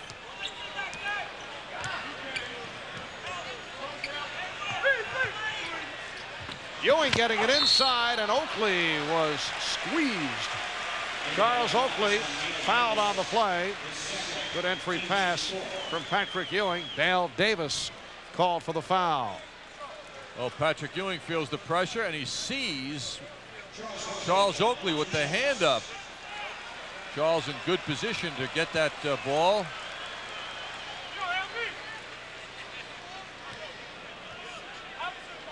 Oakley is 2 for 2 from the line. One of the points made about the Knicks after the game the other night, Pat Riley pointed out how he thought his team was fatigued. Could have been his way of issuing a challenge to get ready for this game. A new mental approach. Hey, we're not tired type thing. And doesn't Charles Oakley speak right out and say, hey, I'm not dragging. Nobody on this team works harder than I do. It's a mental thing. So Pat Riley got the response he wanted.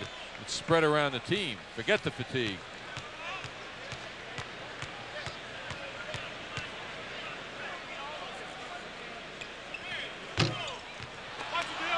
Indiana by 1. 3.5 gone by, third quarter.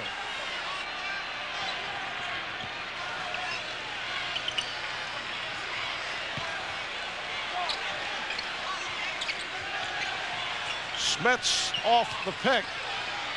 Smits with the spinning jump shot. Not part of his normal repertoire. Nice pass for Starks.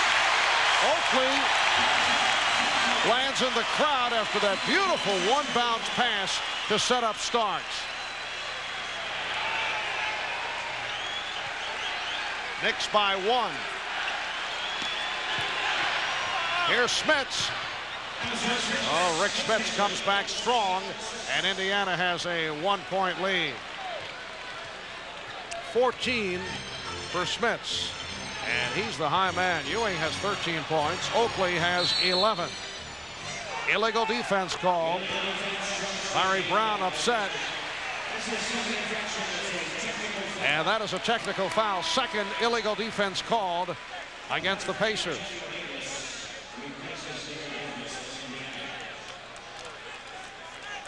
John Starks will shoot the technical.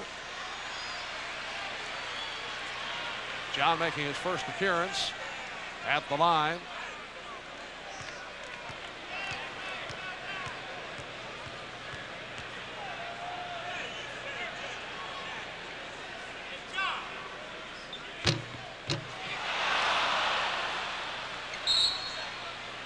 Rick Smits started the game missing his first 5 shots, but look what's happened since then. 6 out of 7 for Smits. And Rick coming off the 27 points in 27 minutes in game 1. Harper penetrating. What an awesome drive by Harper. He made the Pacers stationary. Derek Harper has 8 points. And apparently a delay of game called on the Knicks. Did not want the Pacers to be able to move down court on the transition with Harper out of the play. Knicks lead 48-47. Smits again. He has hit 7 of his last 8, and Indiana leads by 1. 16 points for Smits. Harper for 3. And rebounded by McKee.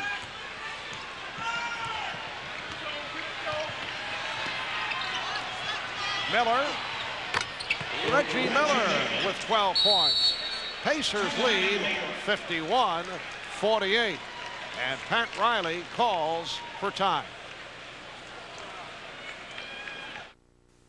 You may have made a difference in someone's life. We can't tell you their name or anything about them. We can tell you that by using or being a designated driver like 80 million other Americans, you've made a very real contribution. You see, drunk driving fatalities declined by 32% in the last 10 years. We salute America's designated drivers, and we urge everyone to join you. By doing what's right, you're making things better. A message from Anheuser-Busch. Everybody, Cousin Sal from America is coming from the airport.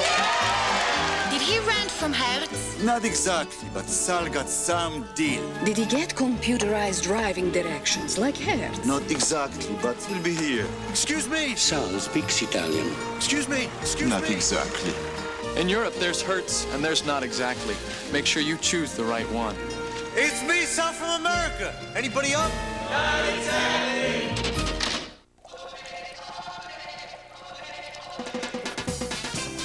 It's Memorial Day weekend, and your Toyota dealer's making this the hottest one on record.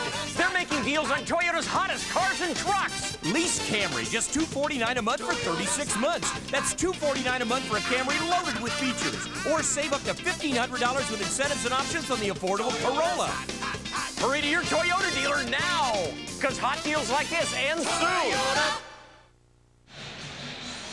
Pat Riley imploring his team to play harder, as he does game in and game out, which is what the Knicks are doing. Derek Harper on a drive a couple of moments back. Derek ending up in the stands, tripping over a couple of photographers there.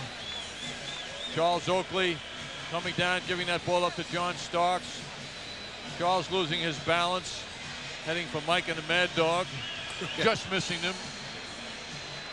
Knicks working harder and harder, game in and game out.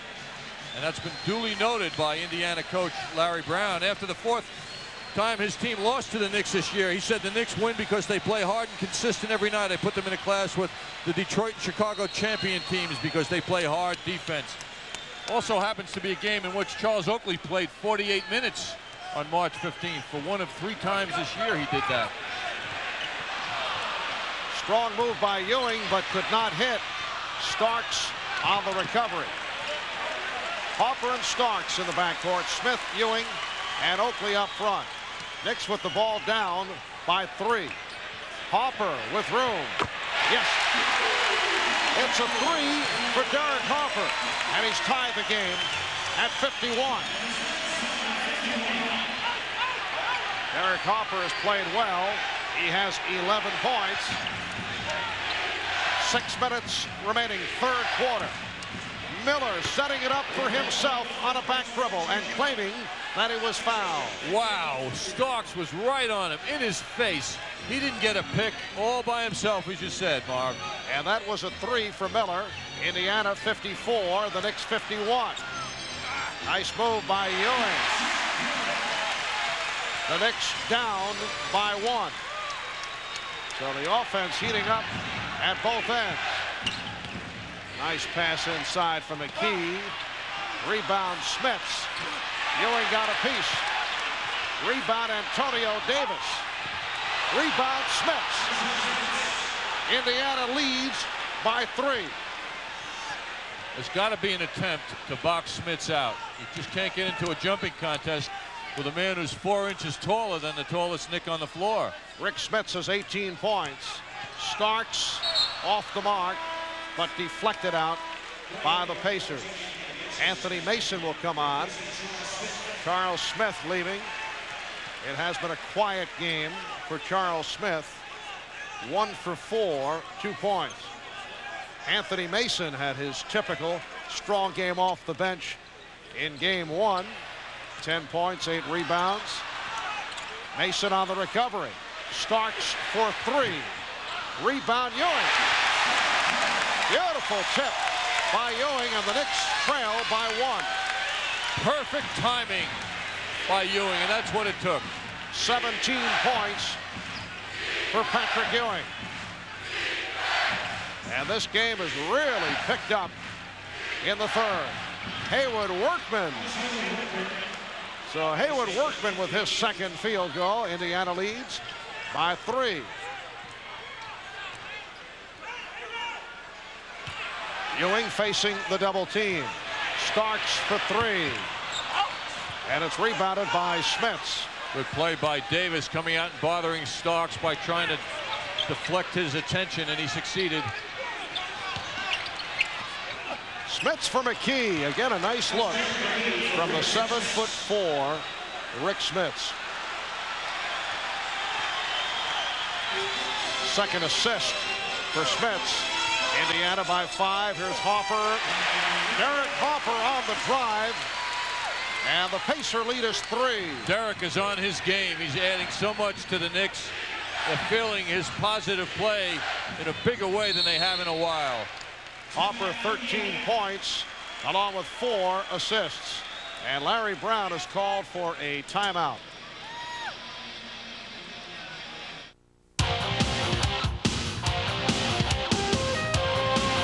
The Yanks are in Kansas City to battle the Royals again.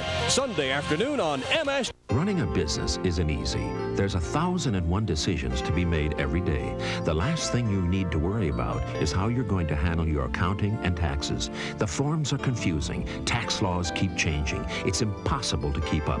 But there is an answer, and it's called 1-800-9MY-TAXES. With a simple free phone call, you can find an accountant in your area that fits your business and individual needs, so you can get back to business. 1-800-9MY-TAXES. It's as simple as a single phone call. Ham lovers insist on Thumans for that great all-meat taste. Oh, yeah, the nutrition guys want to talk about the stuff on our new label, like 97% fat-free and no MSG. That's good, but that Thumans taste makes a killer sandwich. Oh, and Thumans has 1/3 less calories than tuna? Pretty impressive, really. Healthy ham that tastes great. Now you've got lots of reasons to try Thumans. Insist on Thumans, the ham that rises above the rest.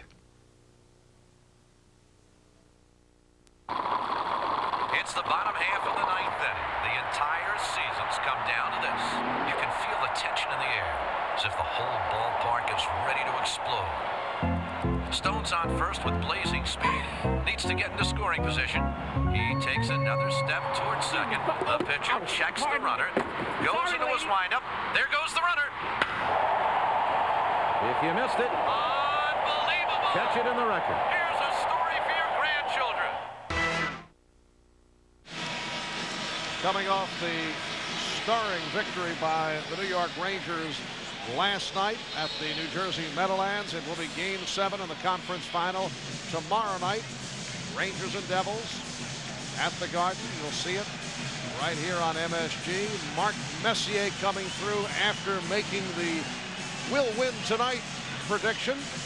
Captain Courageous's bold prediction. Patrick Ewing of the New York Knicks back on the 1st of April. Made the back page of the New York Post by telling Brett Kerber will win it all.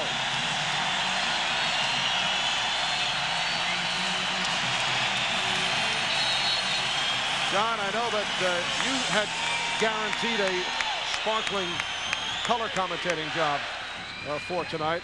Well, 2 out of 3. Patrick's was bolder because he talked about the whole thing. Mark Messier was singling in on one game, and boy, what an inspiring all-time performance by Messier last night. Ewing called for the foul. That is his 3rd. Yes, he took it all on his shoulders and came through with the 3 goals. But notice no predictions for tomorrow. You do it one time, although you recall Pat Riley promised a repeat. And then after the Lakers won it a second time, I can remember Kareem Abdul-Jabbar grabbing for the mouth of Pat not to promise a three-peat, not to put the pressure on. Indiana up now 62-57. 3.5 remaining in the 3rd quarter. Ewing draws the double team. Now Ewing operating against Dale Davis. Rick Smith's getting a rest. And it is a different scenario from the Knick point of view when Smiths is not out there defending against Ewing. Well, Patrick, with patience, showed what he can do by getting in closer and closer, and then he just jumped over the defense. Vern Fleming and Reggie Miller now in the backcourt. And Fleming hacked by Starks. That's 4 on Starks. Here comes Hubert Davis. And for Indiana, Sam Mitchell will give a breather. Derek McKee.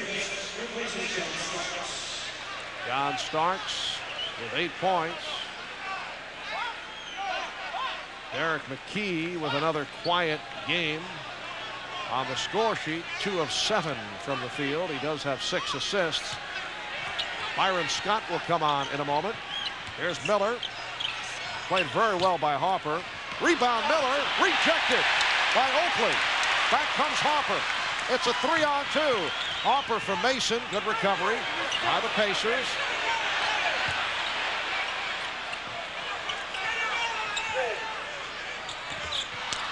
And the pass play broken up.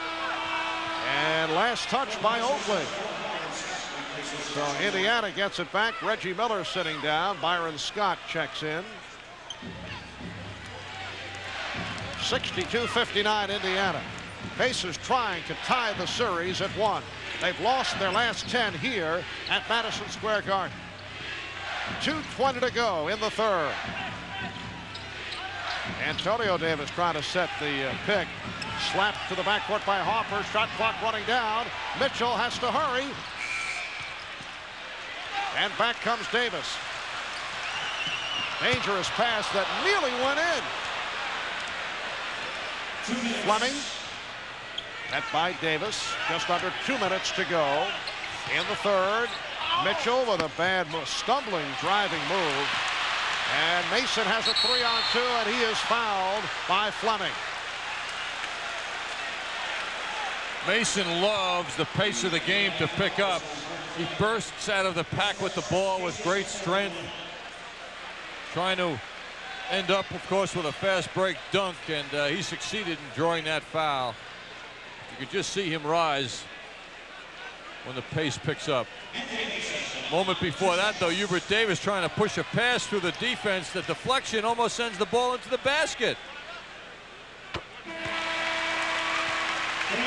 Anthony Mason now 2 of 3 from the line. Rick Smits returns after the brief rest. Antonio Davis sitting down.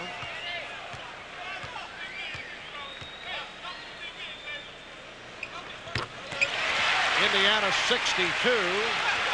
The New York Knicks 61. Fleming goes across against Davis.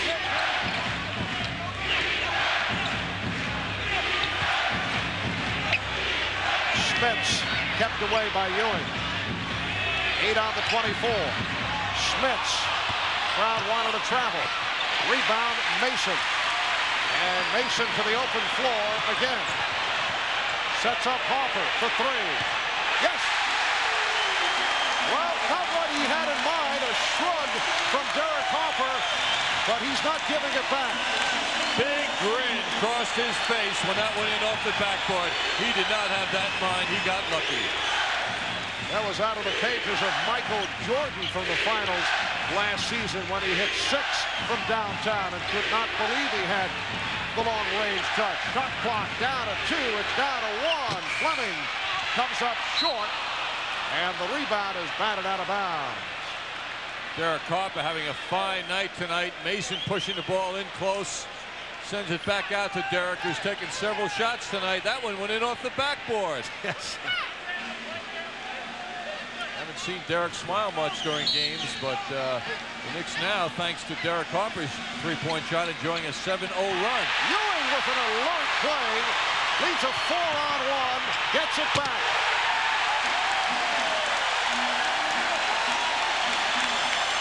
The Knicks with a 66-62 lead, 9-0 run. 35 seconds remaining in the third.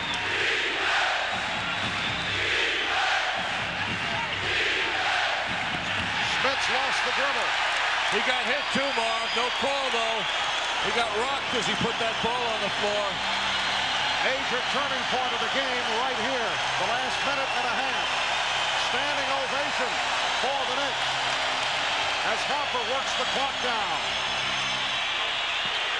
Davis for 3. Rebound Mason. And time runs out in this third quarter. After 3, it's the Knicks 66 and the Pacers 62. Back with the fourth quarter in a moment. You can see it on his face. He has run the human race. You can see when a man has the best shave. He uses Gillette Sensor. See the spirit, see the pride that comes from deep inside. He adds Gillette Shaving Gel, the best gel ever, and Gillette Aftershave Skin Conditioner for maximum comfort. Together with Sensor, there's no better shave in the world. Gillette, the best a man can get.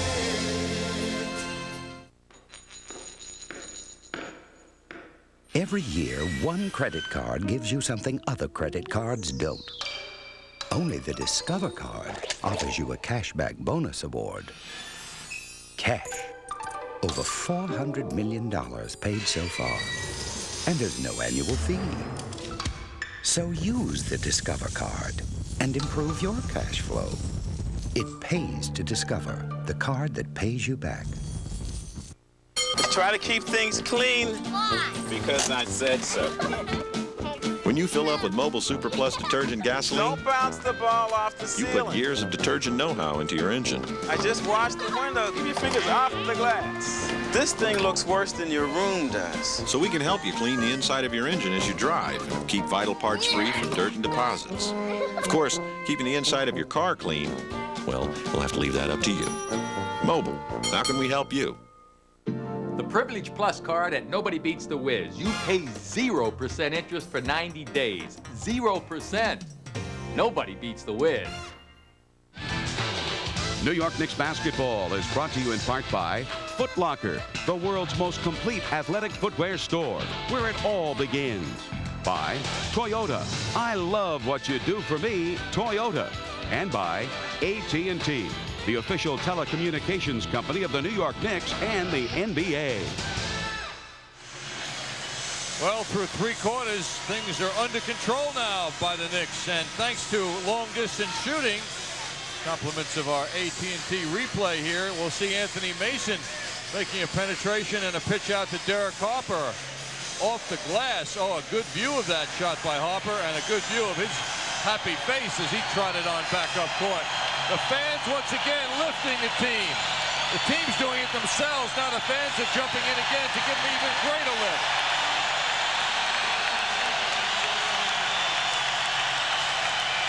As this fourth quarter gets underway, let's go to Al Troutwig. Al? Well, Mark, we're still waiting to see what the trademark is going to be in this series for the Knicks in the fourth quarter. Against the Chicago Bulls, they held Chicago under 20 points for 7 straight games. No one in the history of the NBA playoffs had ever done that before. But the Pacers broke that streak with 26 in the fourth quarter of Game 1. It'll be interesting to see if the Knicks can recapture their below 20 magic here. Thank you, Al. Knicks with a 66-62 lead at the start of this fourth quarter. Davis not able to hit. And back come the Pacers, who go with a backcourt of Fleming and Scott. Smits up front along with McKee and Dale Davis. Oh, Mason overdoing the physical play on Smits, and I don't blame Smits. I mean, he was treating him like a rag doll. In fact, after the whistle, he kept pushing him too. And Rick Smits getting an earful from Charles Oakley. Mason just muscling him right away. And then the whistle blew and he gave him another shove. Anthony Mason called for his first. And just Kersey with the whistle away from the ball. A holding foul on Harper. Saw the illustration from Kersey tugging on his jersey to indicate the hold by Harper. Harper all over Scott. So the Knicks picked it up in the third quarter. 10 of 18 after the poor shooting. Second quarter. At one point they hit 1 of 16 in the second quarter. McKee guarded by Mason. Smits. Scott for 3. And Mason comes away with it. A minute gone by in the fourth. And that away from the ball as Smits was called for the block on Ewing. For Rick Smits, that's 3. Ewing also has 3. Well, it looked like Rick used his hands to try and stop Ewing, who wanted the position. Ewing coming up court is greeted by Rick with the left arm. That's totally unnecessary waste of a foul by him. Applause for Derek Harper as he sits down, replaced by Greg Anthony. Outstanding game for Harper. Ewing, oh, what a shot. Patrick Ewing off balance to give the Knicks a 68-62 advantage. 23 for Ewing, along with 12 rebounds. And the call against Davis. Gilbert Davis picks up his third. When you reach around the offensive player, the official will generally call a foul. They just assume that there's contact. Haywood Workman returns to Vern Fleming. The Knicks with 11 consecutive points. That goes back to the third quarter.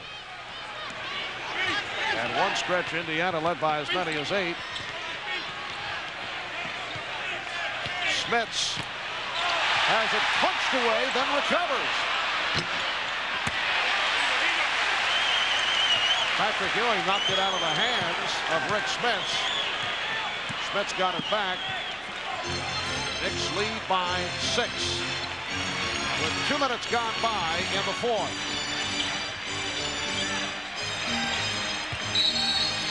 Illegal defense against Indiana. And that is a technical foul awarded to the Knicks. Anthony Mason, when that whistle was called, gloated at the call because he drew the attention as a man in the low post. He got the ultimate respect. 3 people were converging on him, and he loved it, and he reflected it.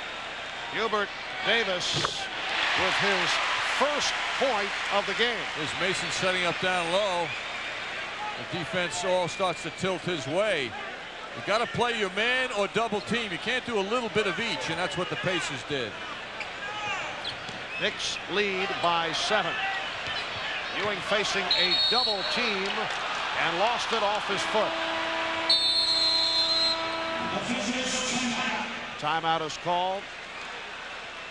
The Knicks 69 and the Pacers 62. We'll be right back. Driver, do you have any Bud Light in your vehicle? Yes. Then I am Mr. Gallywikich. You mean Dr. Galakowicz? Yes, I am. This is so cool.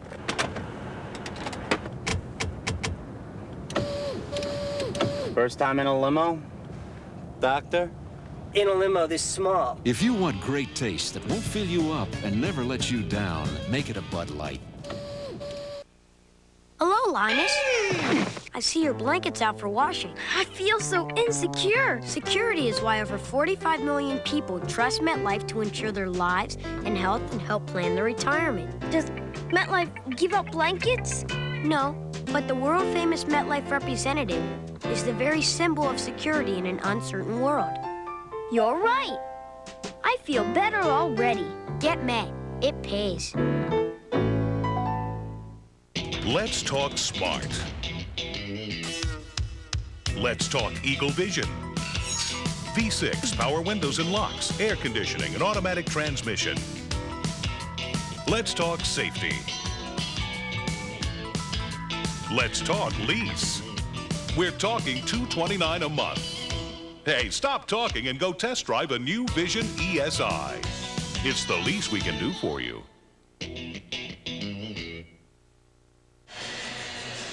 Remember, when you're having good times with friends, use good sense and drink responsibly because friends know when to say when. A reminder from Budweiser.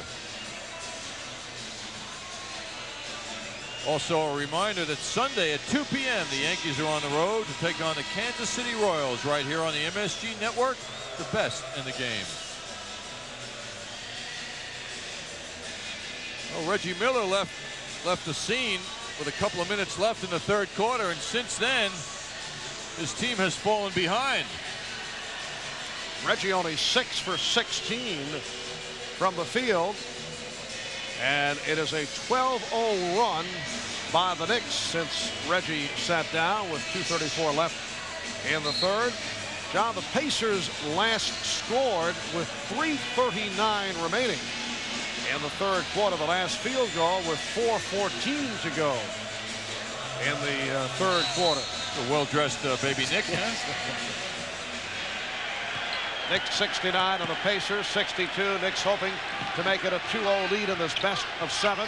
Game 3 at Market Square in Indianapolis on Saturday afternoon.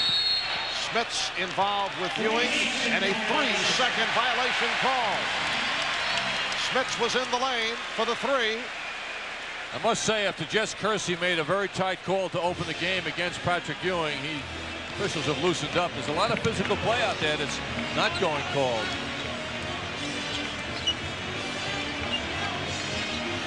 Oakley,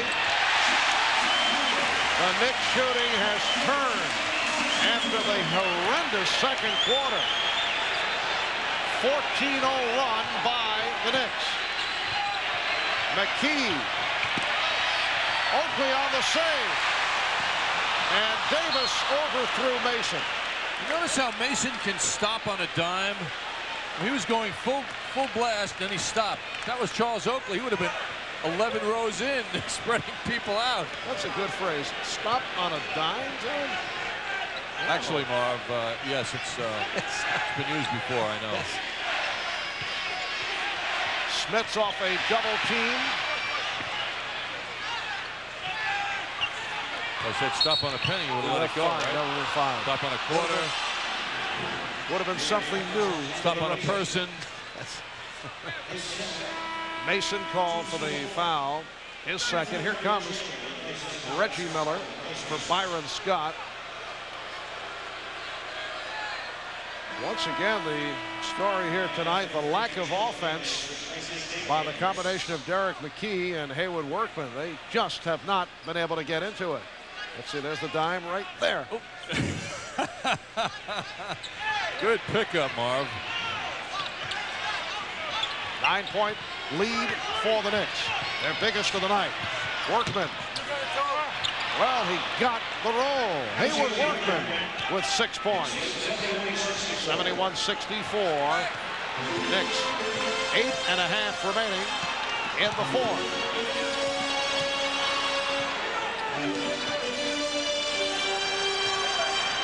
Ewing.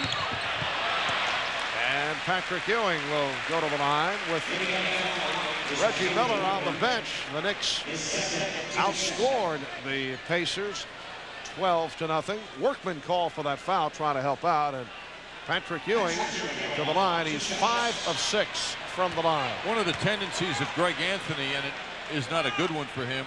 I noticed again the Knicks got the ball into Ewing's hands. Greg did with about 11 seconds left on the 24-second clock. The coaching staff would like to see him move that ball and advance it quicker than that. Marv Workman, who's out there playing tough defense again. Something worth noting is the fine defense and attention he drew in the first round of the playoffs against Anthony Hardaway when the Pacers swept Orlando, and then he continued it against Mookie Blaylock in that 6-game win by the Pacers. Outstanding defense has been noted. Odd defensive maneuver by Hubert Davis with a hand up high in the face of Workman. Here's Miller for 3, and Davis comes away with it.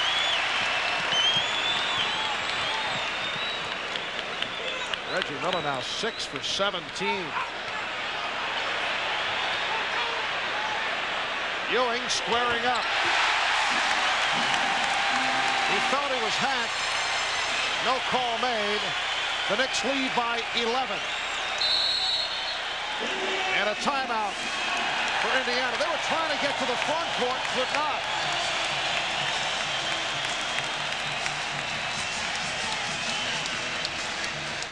It's behind the net. Bookable clears. The Rangers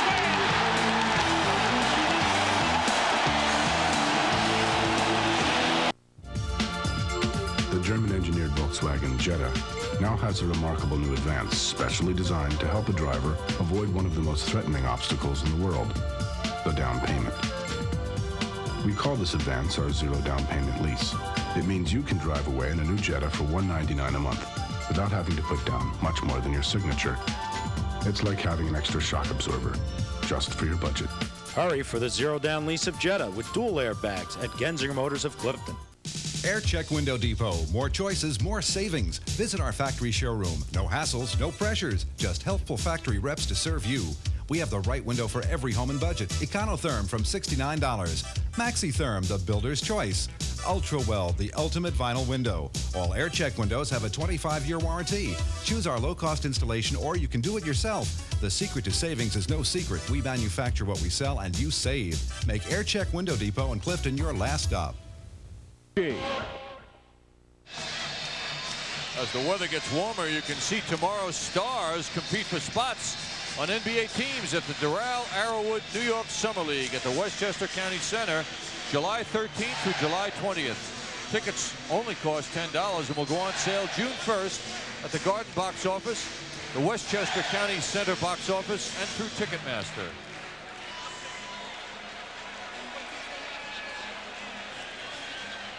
Well, Hubert Davis has jumped right in with the tough defense. You'll see him guarding Workman, has those hands up, trying to take the vision away from Workman.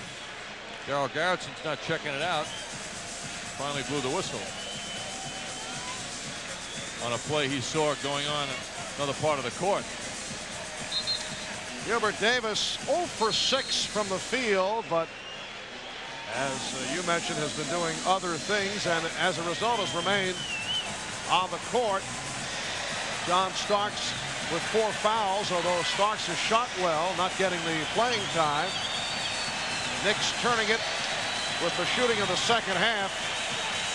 after the poor second quarter. Missed 16 of 17 shots at the start of the second quarter. 18-2 run by the Knicks, and they lead by 11. When you think about it, Marv, after the game the other night, the feeling was that the Knicks might be a little too cocky coming in tonight, a tendency that they've had in the past. Maybe the poor shooting of the first half helped them, kept them on their toes. And the Knicks get it back on the turnover. 7:20 remaining in the fourth quarter.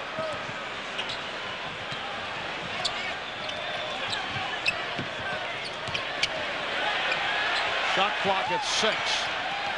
Anthony for 3. He felt he was fouled. And the call is that it was deflected out. Last touch by the Knicks. Meanwhile, the Pacers get down in a hurry because the Knicks did not get back. What a shot by Miller, beating Ewing on that play. But the Knicks did not make the transition. They were concerned, looking for a call. Good hustle by Workman to break up the dribble. It will be, and Workman is called for a foul. That's his third. Indiana with their third team foul. Knicks have 4. Knicks have Ewing, Oakley, and Mason up front. Anthony and Davis at the guards.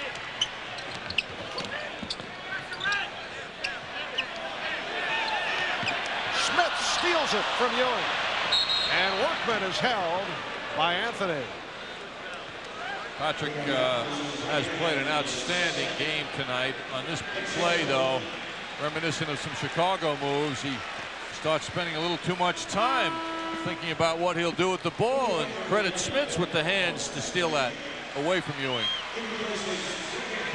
And Derek Harper has come on for Greg Anthony.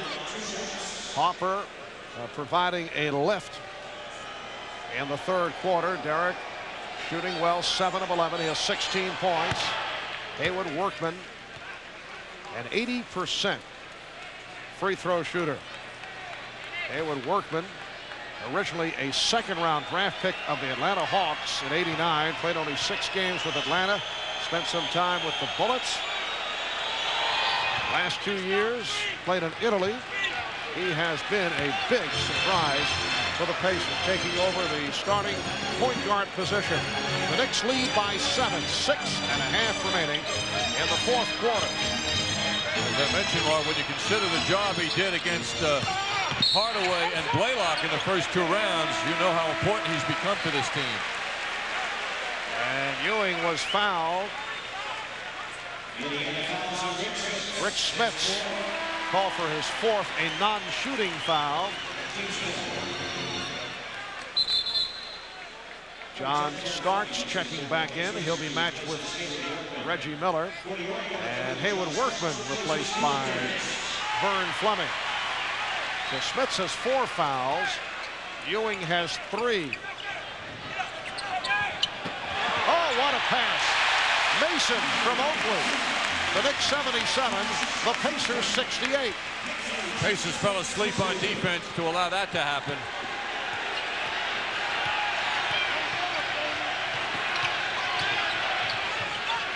We're just under 6 minutes to go in the fourth quarter.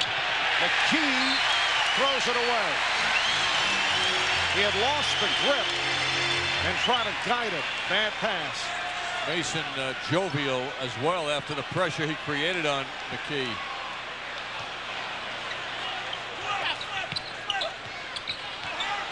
Harper had it poked away from behind. The Knicks will maintain possession.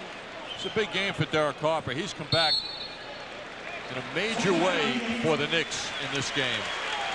The Knicks call for time with 5:51 left in the fourth. Try to keep things clean. Why? Because I said so. When you fill up with Mobile Super Plus detergent gasoline, Don't bounce the ball off the you ceiling. put years of detergent know-how into your engine. I just washed the window. Keep your fingers off the glass. This thing looks worse than your room does. So we can help you clean the inside of your engine as you drive and keep vital parts free from dirt and deposits. Of course, keeping the inside of your car clean, well, we'll have to leave that up to you. Mobile, how can we help you? When introduced, Chrysler Concorde was named Automobile of the Year. Now it comes with the Lease of the Year for only $269 a month. With Concorde, you get the protection of anti-lock brakes and dual airbags, the comfort of automatic temperature control, 8-way power seats, automatic transmission, and more. And now you get it for only $269 a month. Chrysler Concorde, an eloquent expression of form following function. Now for only $269 a month. Dear Midas, as I brake to avoid hitting the nice lady in front of me, I heard an awful clunking noise. I was truly frightened. I called Midas and was told, "You can bring it right down." Jack inspected my brakes, explained the problem, It's a brake pads. and gave me my options. I also found the warranty on brake pads a comforting bonus. Now my brakes work like a charm. Thank you, Catherine Cattaneo.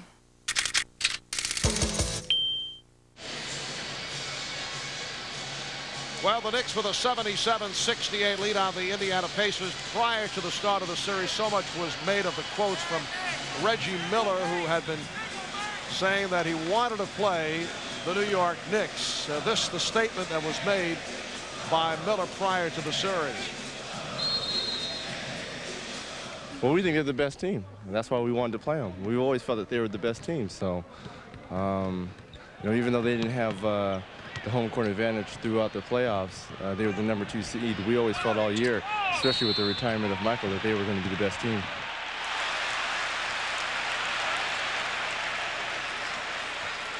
Well, Reggie Miller was widely quoted as saying that he had hoped the Indiana Pacers would go up against the New York Knicks. Kind of couching it a bit by saying, well, the reason is because, in Reggie's words, they're the best team. Antonio Davis called for the foul, his third, and Patrick Ewing to the line. Ewing is 7 of 8 from the line. He's trying to be provocative as usual, but not obnoxious.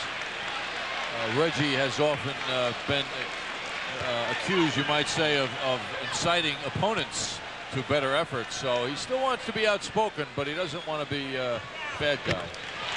He has been on the low-key side thus far in this series, because in the earlier series, he said he was taking pride in being the villain, particularly on the road, but we have not seen that shade of his personality here yet. Smits, nice move by Rick Smits. The Knicks lead 78-70 with 5 minutes, 20 seconds remaining in the fourth quarter. And Riley now has Hopper and Starks in the backcourt. Ewing, Oakley, Mason up front. Patrick Ewing with 30 points, extending to a 10-point Knick lead. As soon as Patrick flashes out of the low post, he seems to leave Smits behind him. And with the jump shot hitting, he becomes really an uncontrollable force for Indiana.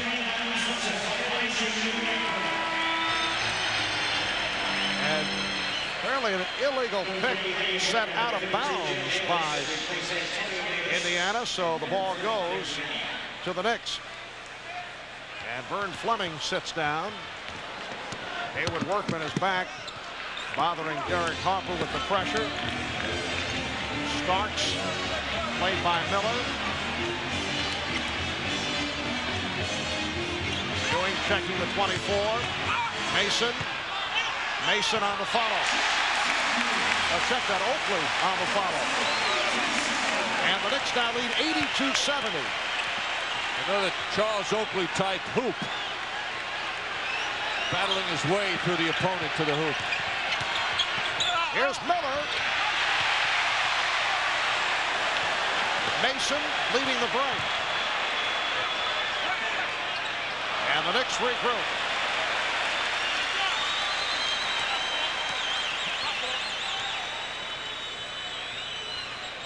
Starks has it knocked away by Miller. It will be Nick Ball with 7 on the shot clock, but first a timeout is called by the Knicks. It's a 20-second timeout, so the Knicks have 3 full timeouts remaining. Indiana with 3 and a 20. Well, Pat Riley brought up the subject of fatigue in his observations about the Knicks play the other night. And then he went on to say, this is about endurance, and he's referring to the playoffs. We've got to be up to the task Larry Brown not happy now. He just had a technical called on him.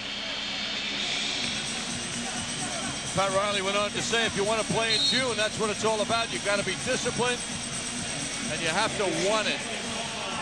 And this endurance warning has paid off because the Knicks are finishing this game as strong as they have any game this year.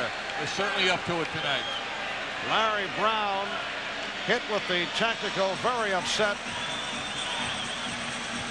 with apparently there were some calls that the Pacers felt should have been made. That last drive by Reggie Miller, he was upset that there was no call made. And now John Starks to the line. 0 for 1 at the line. Missed the technical earlier and does the same. John didn't look at the basket much. He was looking down. He was dribbling. You gotta get close to that rim visually. You gotta relate to that rim. Should have spent more time focusing on the rim itself.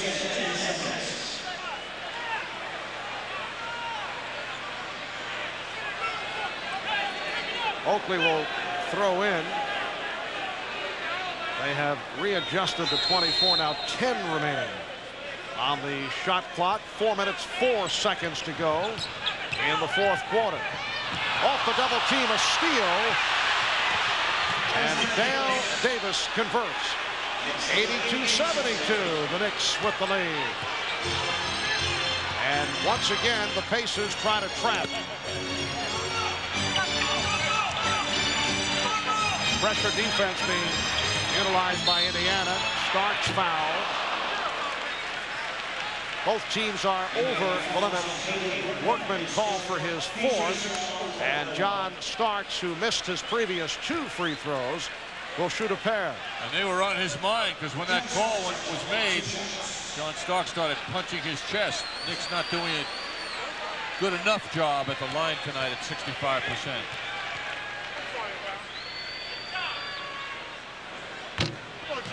Now this is unusual because John Starks is usually a very fine foul shooter. For the season, 75%. In the playoffs, he had been 86%, which is up from a year ago. Knicks 83 and the Pacers 72.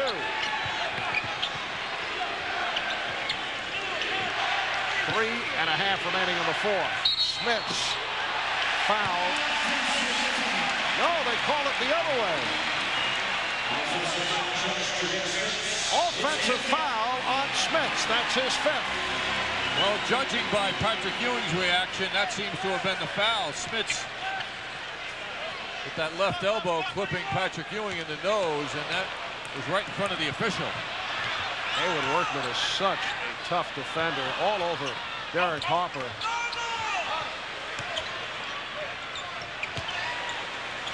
Starks for 3. Rebound Harper. And a new 24 for the Knicks as we come up on 3 minutes to go in the fourth. And this time it's called on Ewing. Offensive foul the other way. That's 4 on Ewing. Instead of using the body of the guy behind him, Patrick clobbers him. He doesn't spin around it. He just bangs into him instead of locking his body on Smits and then spinning around it. In contrast to game 1 with Rick Smits on the bench. In the final minutes, he's remained on the floor here. Reggie Miller hitting a 2-pointer.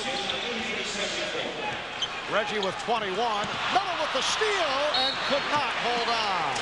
Oh, I believe he just busted a computer. He slammed his fist on the computer over at the scores table. Not appreciated. There it is. Whoa. Also a fine way to break your hand. How can he go unpunished for that? I say lawsuit, John.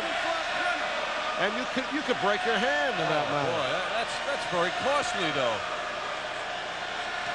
You would think that should warrant a technical foul. And immediately we're told from the far side it's an expensive computer, John.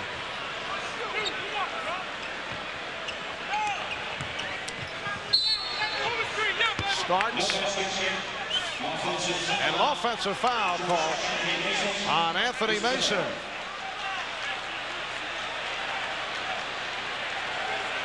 Well, Darryl Garrettson is in his last year as the chief of officials in the NBA. Perhaps next year he'll give some thought to a technical foul on disrupting the functioning of a computer. Yeah, that is literally a technical foul.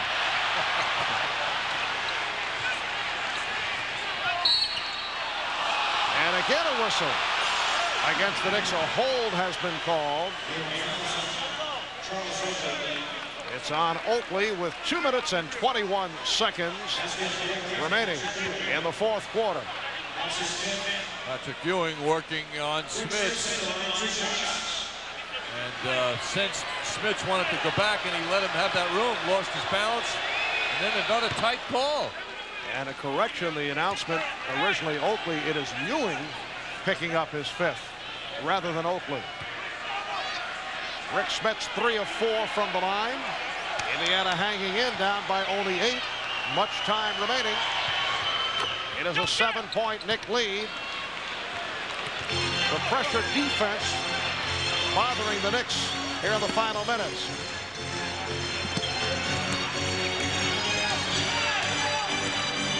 Oakley trying to pick off Workman.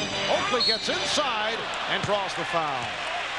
Charles setting the pick up high and then cutting for the basket.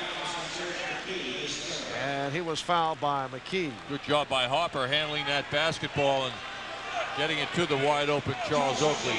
Well, this little comeback, this flurry by the Pacers is going to serve them well as they look forward to the return home to Indiana on Saturday, where they will play with great confidence, mainly because they're undefeated in the playoffs after the first 2 rounds against Orlando and Atlanta. Knicks now lead by 8. That computer is damaged, John. The hand of Reggie Miller. Now, was it a fist or a kind of a karate slice? I didn't get the close-up look. I think it was a karate blow. Yeah. He should be made to pay for that. I'm insistent on that. I would think the Pacers will be presented with a bill. In fact, a member of the officiating crew, one Barry Huckhauser, is an attorney. Now, I would not say that he's an ambulance chasing type of attorney, but you know that Reggie will be receiving a letter, an attorney's letter. Just under 2 minutes remaining in the fourth. And the Knicks are up 85-76. Mason decides to reset. Ewing with some room. Yes. 32 points for Ewing. He's hit his last 7 shots. That a big one. Knicks by 11. 87-76. Harper with the steal. Chased by Workman. Yes, and it counts.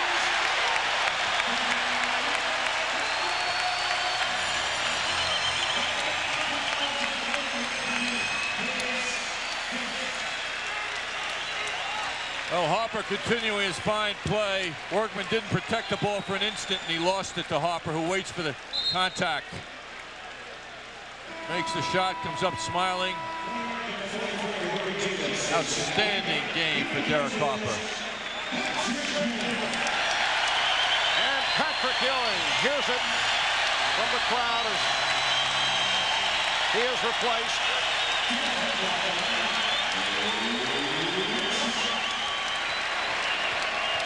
Good to see Anthony Bynum back in action, Marv.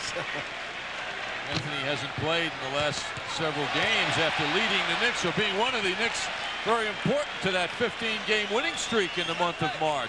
That all changed when Charles Smith was inserted into the starting lineup against the Chicago Bulls. Charles Smith has not seen much action here tonight at a quiet game. Here's Mason, rejected, able to recover. And the ruling that he caught his own pass. He felt it was deflected. So the ball back to the Pacers. And now Charles Oakley is greeted as he heads back to the bench. Pat Riley pulling his starters with 55 seconds to go. And the foul on Mason. Mason seems to want a technical foul.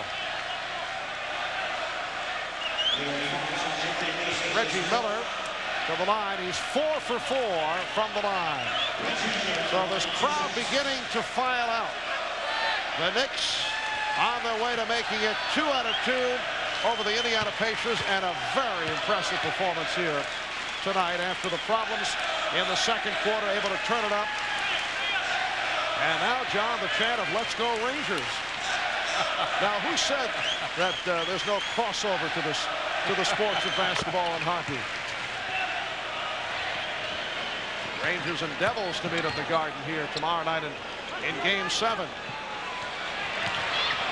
It was particularly impressive because the Knicks come off a grueling 7-game series against the Bulls, defeat the Pacers 2 days later, Game 1 on Tuesday, and do the job again here tonight. Starks rebounded by Dale Davis. I don't know what Ty Riley can come up with now. He tried fatigue and endurance. That didn't work. Yes. He's got to come up with new words Saturday. Off the save, Miller fires for 3. And Mason is on it with 15 seconds to go. Standing ovation from the crowd. Down to 10 seconds. The Knicks by 11. And they have made it 2 out of 2 here at home against the Pacers. The series heads to Indianapolis for Game 3 on Saturday afternoon at Market Square Arena. The Knicks 89 and the Pacers 78 in a very solid performance by the Knicks. Marv, it's been a pleasure sitting here throughout the season with you once again. And I'd like to bid you a wonderful time in the upcoming playoffs that will continue. And just remember, Johnny Hoops will be watching. Yes. Well, thank you. And as always, it has been a pleasure working with the Madison Square Garden Network crew. Mike McCarthy and Howie Singer and Bob Lewis right on down, and the rest of the staff doing their usual terrific job as the baton is passed to the network boys. The Knicks 89 and the Pacers 78. Back with the wrap-up in a moment.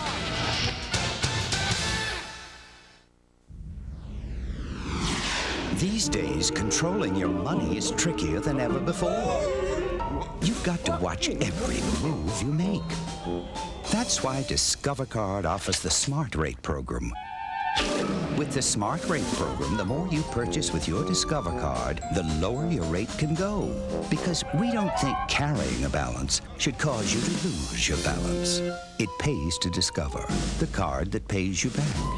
Ooh.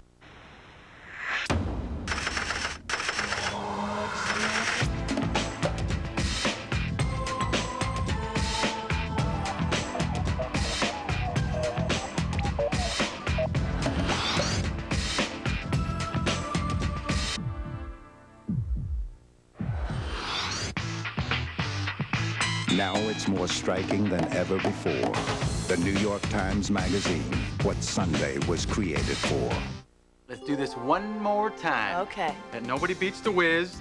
There's no more sales. No more sales. No more haggling. No more haggling. No more searching for the lowest price. Right. The price is right every day. But what if somebody else has a sale? They mark their prices lower automatically. Automatically. They'll shop their competitor stores, read their ads. They'll know way before we do. I like sales. It's kind of fun searching for the best price. What do you like better? Searching for the best price or getting it? Good point.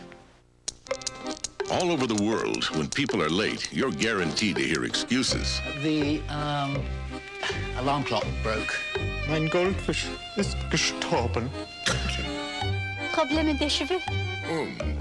At UPS, however, we guarantee we'll be on time. In fact, we now guarantee on-time delivery to hundreds of cities around the world, or your money back. So while you might hear, you'll never hear it from us. For a teammate you can always count on. For a teammate who always comes through in the clutch. Bank on the Dime Savings Bank of New York. Dime, the bank New York sports fans call their own. The bank you can call your own. Well, the Knicks go up 2-0 over the Indiana Pacers, holding home court with back-to-back 11-point victories. Tonight it was 89-78. The fourth quarter was Patrick Ewing's time. He ended this game with 7 straight hoops. He ended this game with 32 points. He wanted to hear more from the crowd. It was his deuce that gave the Knicks an 87-76 lead as Indiana tried to chip away at the Knicks lead that they built up through the end of the third and through the fourth, but it just wouldn't happen for them. And it's the way that the Knicks played through the fourth quarter and played the Pacers so far that has Knicks fans thinking 2 down, 2 to go. The Knicks have been dominant with the game on the line, and they seem to just grab control of this game as if they could do it any time they wanted to. Indiana had led by 5 with just over 2.5 minutes to go in the third quarter. And then things changed, and they changed dramatically. The Knicks went on a 14-0 run, built up a 71-62 9-point lead. They continued the run, 18-2, and the game was never really threatened from a Knicks standpoint after that. So the Knicks go on and beat the Indiana Pacers. Larry Brown's going to have to solve a few things, but one of the things that will be solved for him, the huge support that the Knicks have enjoyed here at Madison Square Garden. The decibel level reportedly at Market Square Arena in the victory over Atlanta was up near 120. That's only 10 decibels short of ear pain. So the series switches now, and the Knicks have to feel very good about surviving a second quarter in which at one point they were shooting 3 of 20 and 1 for 16. It was tied at the half after the teams traded 8-point leads in the first and second quarters. Let's run down some of the numbers now on the scoring summary brought to you by your Tri-State Jeep and Eagle dealers. Patrick Ewing leading the way for the Knicks again. The Pacers had no answer for him. 32 points and 13 rebounds. Big night for Derek Harper. Shot the ball well, 8 for 12, 18 points. Passed the ball well, ran a great show. Charles Oakley, 17 points and an uncharacteristically low 6 rebounds, but still a big factor. John Starks had 6 points early, then was plagued by foul trouble throughout the rest of the game, finished with 9, shooting 4 of 8. Anthony Mason off the bench, 7 points and 10 rebounds. For the Indiana Pacers, the story was Reggie Miller with one of the quietest 23-point performances you'll ever see from him. He finished shooting 8 of 21. Rick Smits shot 9 of 18, got 22 points, but he grabs very few rebounds. Tonight, it was only 4. Dale Davis had 9 with 11 rebounds. Haywood Workman rebounding from his 0 for 8 shooting performance in game 1 with 8 points, shooting 3 of 6. That's the story. We'll continue post-game. Lots more to come in our press room interview area. It was working inside. It was working every way for Patrick Ewing tonight at the Garden. And remember, tonight you're playing for Bud Light, ladies. The boys are back in town. These guys are good. Who are you calling guys? Yeah. Looks like you're in the finals. Ma'am, for the great taste that won't fill you up and never let you down, make it a Bud Light. You're the defending ladies pool champion? yes, I am.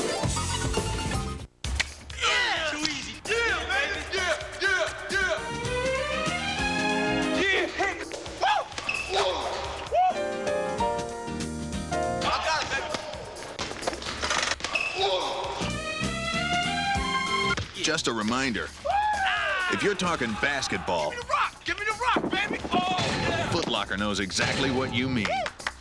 Sort of. Foot Locker, where it all begins. Thank you. Teamwork. It's the cornerstone of any championship season. It makes good teams great. It's what makes great teams dynasties. And it's beautiful to watch. MCS fast, responsive service and Canon technology are a team you can count on. Nobody knows office technology as well as Canon. Nobody knows Canon as well as MCS. They work together like this. MCS Canon. One is a great reason to buy the other. Hi from Snapple, an iced tea drinker from Atlanta writes, are your commercials for real or are the people just actors? Ask them yourself. The detention guy, yeah. Come here. So the only good thing that ever came out of New York was Snapple. Come here, Shane. Oh, I can't believe it. So you don't think the people are real? Well, we're real, Luther. I believe you now. Made from the best stuff on earth. I'm a real person. The hottest tickets in town just got hotter. With more ways to play and win than ever. New York Lottery's newest instant cash games, Loose Change, and Spring Fling. They're hot. Welcome back to Madison Square Garden. We're in front of another sellout crowd. The Knicks take a 2-0 lead over the Indiana Pacers, 89-78. They played hard, they played it tough, and when the game was on the line, they played to win. We turn now to the Coke Classic play, and you'll get a taste of what the Knicks were doing tonight to Indiana with frequent visits to the front row. Charles Oakley charging up the floor, dishes for Starks, who gets up for the dunk, and then Charles Oakley climbs over the photographers again. Derek Harper visited there. The Knicks played it hard tonight. The Indiana Pacers know they're in for a short series unless they're able to turn things around. Oakley, by the way, 17 points, 6 rebounds, and John Starks, 4 of 8 with 9 points. So the Knicks are up 2-zip. We're scheduled to talk to Derek Harper here on the floor. Derek with a fine game, 18 points, and I believe here he is right now. Derek, congratulations. Good game tonight. Thank you very much. We put it together as a group. I think defensively was really a key again tonight. Derek, I thought one of the keys had to be having a second quarter the way you did. I mean, everything just wouldn't fall. 3 for 20 at one point from the floor, and to go to the locker room tied at 40, that had to be a good sign. Well, we've struggled in the second quarter. For some reason, they came out, and I think their intensity was a little bit higher than ours was in the second quarter. But all in all, we were able to gather ourselves and get back in the game for halftime, and I think we came out in the third quarter a little bit better prepared. Carry me through the key run that really turned the game around. Indiana's up 5 with about 2.5 to go in the third, and then it was almost like someone said, hey, it's crunch time, it's win time, as Greg Anthony sometimes says, and your team just took control of this game. Well, I think more than anything, we got good shots offensively. We really got the ball to Patrick deep. He was able to make some positive things happen for us. They had to double team him. The ball came out. We were able to knock down some perimeter shots, and I think we took control of the game at that point. Derek, in Game 7, Patrick Ewing hit a three-pointer that went off the glass, and that's certainly a sign that things are going your way. And you did it too. Well, I can do all things through Christ, and I have to give him the credit for this one because I didn't call bank and the shot went in. I'm just happy for it. And the reaction that you had as you came away from it, it's as if you said, you know, those are going to go once in a while. Every now and then they go for you. Sometimes you miss shots that you think you're going to make, and sometimes, of course, you make the ones that you think you're going to miss sometimes. Derek, in the games that I've heard in these playoffs at Market Square Arena, noise has been a big factor. I wonder if after games in Chicago Stadium, any talk of noise can be of any meaning to this team. Well, if it's any louder in Market Square Arena than it was in Chicago, I'm going to be scared to be up there because it was extremely noisy in the stadium, and I'm sure that fans are going to try and get them back into this series, and we just have to go up there with a lot of force more than anything. Derek, there seems to be a very powerful feeling of confidence among this Knicks team, and not only after the 2 wins, but it seemed to start right from the opening tip after the Bulls had been dismissed. Can you describe the feeling that this team has inside after that 7-game win? Well, we're extremely confident. I think a lot of people talked about us being fatigued and, you know, the turnaround being a little bit quick and everything, but I think we needed that. I think we needed to get right back into basketball to keep our focus there. I like the fact that we're playing every other night because you don't have a lot of time to think about things. You have to get right back on the court and play, and, you know, because of that, I think that's one of the reasons that we've shown so much confidence. All right, Derek, thanks for giving us Thank the time. You. All right, it's Derek Harper, 18 points tonight. Knicks win big. Larry Brown's got some questions to answer, and that's what he's doing right now. Making his way into the Exposition Rotunda, which is the mammoth press area they have set up for these NBA playoffs. Dale Ratterman, the PR chief of the Indiana Pacers there. Here's Larry Brown.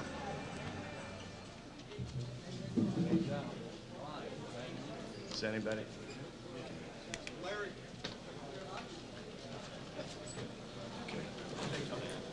Okay, go ahead. Can you talk about why the team faded out to the beginning of the fourth quarter after performing so well to the first 3 quarters? Let me see that. Well, I thought the key to the game was the second quarter. We had a lead with about 3 or 4 minutes to go in the half. End the ball. I think we had a 7-point lead, and the Knicks really got aggressive, and I didn't think we met that challenge well. And I think going into halftime, they had a lot of stuff going for them. The end of the third quarter was the key. We substituted with about 3 minutes to go, and they picked up the aggressiveness, and I think that was the killer right there.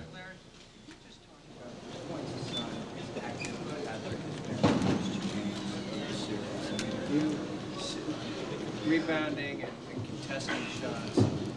Well, I think when he's guarding Rick, he's not nearly as active because he has to concentrate on Rick. But when Tony comes in, You know, defensively, he just zones and goes after every shot, and he kills any penetration if you make penetration. But I think he's rebounding effectively. That's, you know, usually I've been watching the two playoff series prior to this, and, you know, Oakley's gotten most of the defensive boards, but Patrick's gone after everything. And I think that's a key. You know, the way our team's playing, it looks like we're trying to have Rick beat the Knicks. And that's a big problem when you have Patrick on both ends of the court as effective as he is. What kind of adjustments can you make going back to Indianapolis aside from having the home court and having that kind of advantage? Well, I don't think it's anything technically. I just think that it's one team that is doing all the little things to win the game, and that's why they've been so successful, I think, this year and the last couple of years. They get every loose ball, they get every long rebound, they make every effort play, and we haven't done that. All the guys were talking about that when we went into the dressing room just now. It happened in game one when the game was on the line, and it happened tonight. If you look at all hustle plays, I think the Knicks came out ahead on almost every one of them, and that's the difference. So in terms of technical adjustments, nothing. In terms of effort and toughness and things like that, that's what we got to do. If we don't step up, it's going to be 4 and out. Anybody else? Do you think you have to try and force a different style or? No, we don't have a different style. You know, I don't know any other way to play than to try to stop people from scoring, give them one bad shot, and try to run every opportunity you get. And if you don't have it, make an effort to make extra passes and make everybody better. We're not doing that, and I think the Knicks have a lot to do with that. Every time there's important times in the game, we have a chance to win the game, they step up. And we're having a hard time with that. But, you know, we are going home. I think we are a pretty good home team, and we have to prove to them we can win a game. We might as well try the next one. Jerry, watching both the Nets and the Bulls, the way they played Patrick, I mean, they just totally enshrouded him. He couldn't get a shot up, especially even on the outside. I think he got 16 games in those two series. You guys have a different philosophy with Patrick, don't you? Oh, I don't know if we have a different philosophy, but if I see him take 24 shots and get 27 points, I think we've done a pretty good job. And I don't worry about that. But it's pretty tough when Anthony comes out in game one and hits 3 3-pointers in a row. Now, no matter what you were thinking about, you might have to adjust a little bit. My main concern playing the Knicks is we didn't want Oakley to dominate the backboard. We knew Patrick would get his, and that was a key. I don't think our problem really has been defense. I think our problem has been just the things I've told you. Coach, is there any doubt with your team right now for the first time in these playoffs? Doubt meaning that maybe whether you could beat these guys? Well, we probably doubted the first game against Orlando. You know, we played down there against Shaquille, and that's a team that won 50 games, was playing good. But once the game started, I think we believed we won. And I'm not going to doubt it when we play in Indiana. And I think our team's going to feel pretty confident we can win. At least that's the approach we're all going to take. I didn't see anybody give up right now and say it's over. You know, as bad as we played in game one, it's 85-83 down the stretch. We had opportunities here. Maybe that's a tease, I don't know. You know, the Knicks have given teams a chance to win, and they've won when they had to. But no, I don't think we're going to doubt we can win. Do you think the team can doubt if they can come up big in the fourth quarter? The Knicks playing that tenacious defense they do every fourth quarter. Do you think they believe in themselves that if it's a close game, even at home in the fourth, that they can pull it out? Yeah. Yeah, we got 26 points last game in the fourth quarter. They got 30. Again, I just I think the key to beating the Knicks, and I may be wrong, but you got to give the kind of effort that they give. Now, whether we can do that or not, I don't know. But I don't think anybody on our team goes in the fourth quarter and says they're going to win the game because it's the fourth quarter. Do you think your team was rattled tonight by the home crowd in the fourth quarter, scoring 10 in the fourth? They seem to be a little out of control. I didn't notice us being rattled. I just think they just won the game. As long as I've played this game, they ring a buzzer and it tells you it's the end of the game. I don't know if a lot of guys know it's the fourth quarter, to be perfectly honest. They are a great team, bottom line. They're a great defensive team. When you get into the fourth quarter in our league, each possession is much more critical. So I think people step it up defensively now. We have to meet that challenge. Media, one more question for Larry Brown, and we have Derek Harper coming in momentarily. Coach, Reggie got 21 shots tonight, 10 more than in game one, but do you feel he had good, high percentage shots tonight, or were they the kind of shots that you were comfortable with? Well, I think they're contesting every one of Reggie's shots personally. You know, he's going to make his share, but he's not getting great looks. And I think the main reason, other than their great defense, is we only have 2 guys looking to score. And you can't win a basketball game on this level if you expect Rick Smits to outplay Patrick and Reggie to outscore the rest of the Knicks. And I think that's the way we've approached it. And it hasn't worked. And I never thought it would work. And we're going to just have to get other people to step up because they've stepped up all year. Thank you. Larry Brown saying a lot of complimentary things about the New York Knicks over the past 3 or 4 days, especially about Charles Oakley and the work ethic of the Knicks. You get the feeling he wants his players to read those quotes and then put forth a game that would allow him to say some of those complimentary things about his team for a change. Now, we have lots more to come in our post-game coverage, but let's find out what's going to happen live from the play-by-play with Mike Francesa. Mike. Thank you, Alan. When Al puts a lid on the post-game show, we have a terrific show for you tonight from the play-by-play as we take you all the way to 12:30. It's been a hectic week here at the Garden. It culminates tomorrow night with a star-studded cast tonight. Jennifer flying in from Houston will join me in a little while. We'll start it off with the heavyweight champion of the world. The new champ, Michael Mora, will join us, as will actor and New York fixture Danny Aiello will be here. Susan Lucci, the queen of daytime soaps, All My Children, will also be here, as will one of the more prominent actors in the business, Kevin Bacon. So as we said, Big Nick win tonight, play-by-play filling up as we speak, and a terrific show after Al puts a lid on all the Knicks and Larry Brown get back to work. I think the Pacers, though, Al, have a little to say about this series when they get back to Indiana. I wouldn't count them out just yet. We'll join you in a couple of minutes. Yeah, things will be different in Indiana, but you heard Larry Brown talk about the offense of this team. It was Reggie Miller and Rick Smits in double digits, and after that, a sad story for Indiana. So the Knicks are up 2-0. We've already heard from Derek Harper, Larry Brown, and we will hear from Pat Riley in the minutes ahead. Already our guests have been Derek Harper, and he'll receive the American Express gift check. Think of it as a universal certificate that can be used to buy anything, just about anywhere. Gift checks are available where American Express traveler's checks are sold. And some of our guests receive a watch from Fendi, the 900 series. Registered Italian design, finally crafted in Switzerland with an ETA quartz movement for precision timekeeping. Water resistant to 165 feet.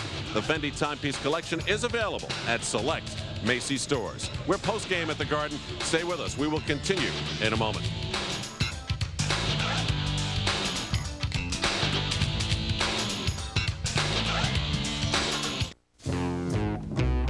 Hi there. How'd you like to test drive a Bonneville? All right. Here we go. It's like a cockpit in here. That's good. Just keep it on the ground. The Bonneville comes fully loaded, $10,000 to $15,000 less than the Beamer, $20 grand less than the Lexus. Get out of here. Can't beat it. And now it comes with a $1,500 rebate. Jerry, that was a stop sign, I think. Don't worry, that's just an advisory. You got your power door locks, power windows. The airbags, that's extra, right? Standard, all right? Let somebody bump Okay. this here. Pull over here. Let me do the talking. This isn't about basketball, it's about business. Here's a short course on small business. So what if you're not the biggest business in the game? Can't get the ball? You still succeed because you call the shots. And take advantage of the big guys when you need to. Like now with AT&T. Switch and save 20% on business long distance. But it's meant for small businesses, not you big guys. This can't wait. Can't believe this guy. So call now and save 20%. Let AT&T work for you. Debbie, these shots are fabulous. beautiful, Debbie. Better than the last time, Tony? Absolutely. It's my job to make sure people look good. A few weeks ago while doing test shots with Debbie, I noticed something. Dandruff. So I told her about Head & Shoulders. You see, regular shampoos merely rinse flakes away, so they could come back. But look, Head & Shoulders helps stop flakes from even forming. See the difference? Yeah, picture perfect. Head & Shoulders turns dandruff problems into beautiful hair.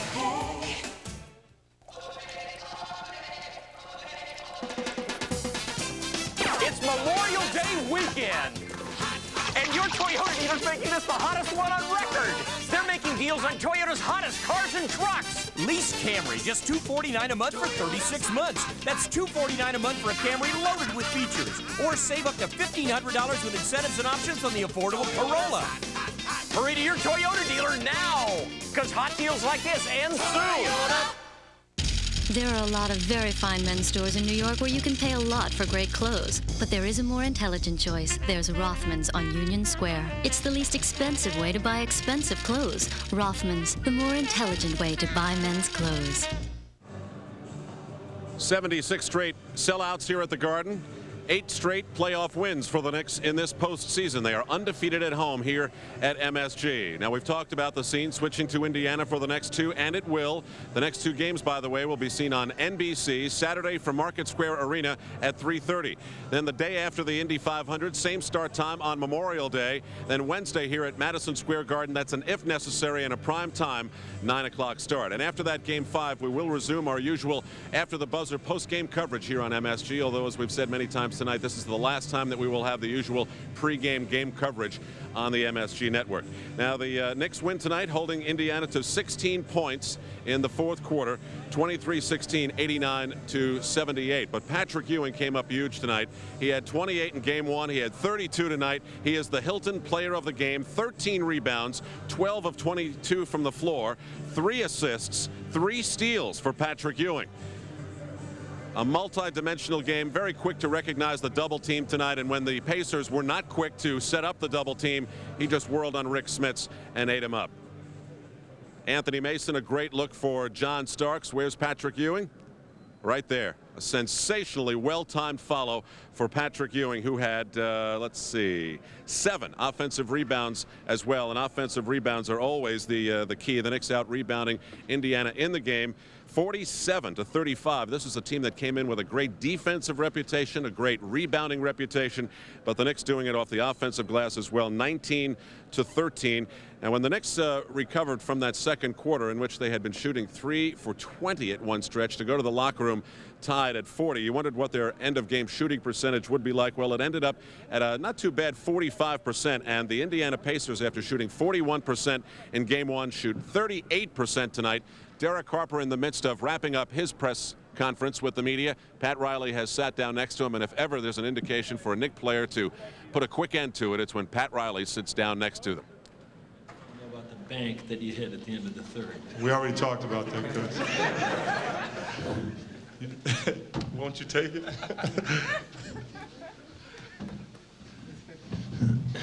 Excuse me.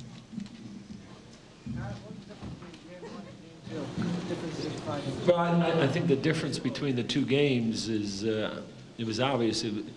We got off to a great start, and you know, when we play bad, we play bad, and when we play good, we play real good. And we had about an 8 or 9 minute period there in the end of the first quarter, going into the second quarter, that we did not play well at all. We were totally out of sync offensively. We're only getting 1 shot, not executing.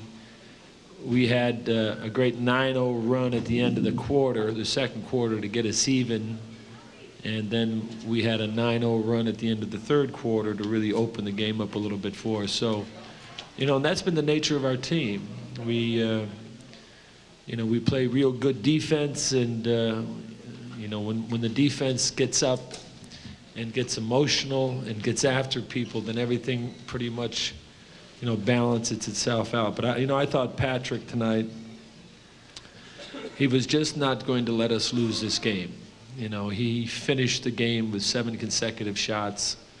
I thought Derek had, you know, just had a great night. He's been struggling the last couple of games, and you know, we got the job done. So, You know, we have to find a way to go to Indianapolis and get one win. It's a tough place to play. They play very well at home. I know they're going to be a lot more confident than they were here. It's a raucous crowd, and you know, we're going to have to play with a lot of patience and poise there. Pat, when a guy like Ewing, aside from his numbers, when he's playing at the top of his game, what does he do for the other people on this team? And is he ready to go the next, what do you need, 6 more to get this whole thing? Patrick is about as committed as any superstar that I've been around in wanting to win this year, you know, so, you know, he's adamant, you know, about the offense. The ball is going to go to him, and we're going to go through him. He's been making great plays offensively. If they're going to double him, he's kicking the ball out to people, and we have to go there from there. I thought we did a good job tonight when they did double him or he did not have a good position, that we reposted him a second and third time. So, you know, he's as committed, I think, as he's ever been. And is this your influence on him, or is this? No, you know, my influence on Patrick is one thing. You know, anytime you see this fist up or fist down, that's my influence. Get him the ball, get out of his way, and carry us. Carry your coach. He was a little frustrated after game 1. He said he committed. What's that? Pat, was he a little frustrated after game 1? He said he let Smits too close to the basket, and he committed too many turnovers. Did you feel he just wanted to do some more tonight? You know, I think Larry made a good point about, you know, about post players. You know, we don't live and die with Patrick in the post. Obviously, we need, you know, great production out of him, and I think the same thing is happening a little bit with the Pacers right now. I mean, Rick has been such a force inside that, you know, big centers have a tendency to be like a magnet. You know, when a guy is going good, the ball just continues to go to him, and you know, I expect maybe a little more balance, you know, out of their team in Indianapolis. 2 players that I think have really neutralized one another, that I think are going to make a big difference in these next 2 games. Derek McKee is one of the best small forward defensive players in the league, and he has pretty much contained Charles at the beginning of the game, and I think Charles has done the same thing with Derek. So to me, that's a key matchup, I think, that might you know, play a little bit differently in Indianapolis. Yes. Oakley's other contributions. Do you find yourself counting on him for points?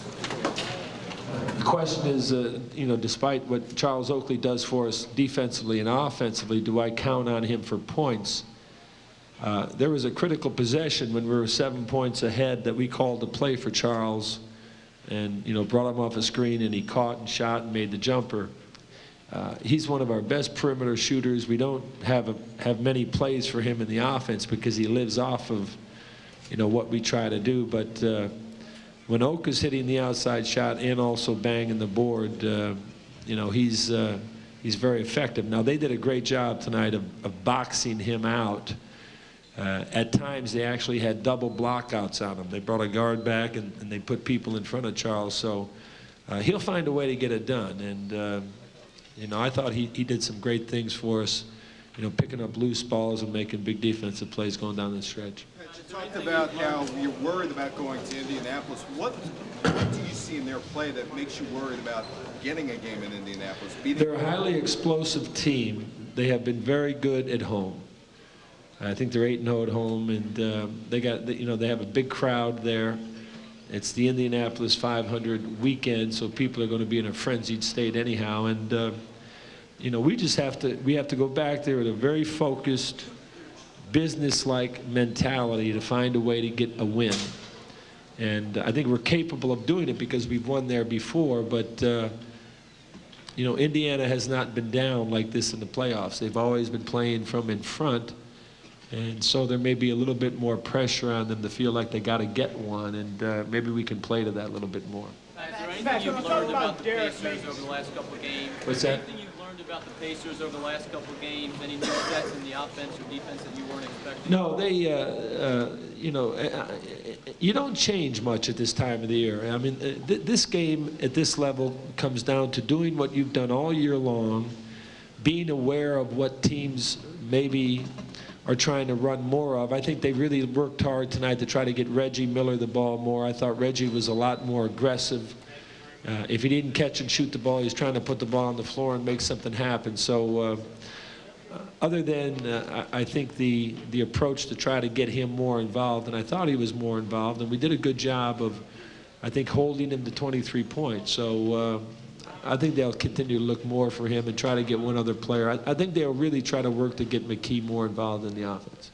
Can you talk a little about Derek settling down and perhaps taking over as the leader of this team after him coming over from Dallas?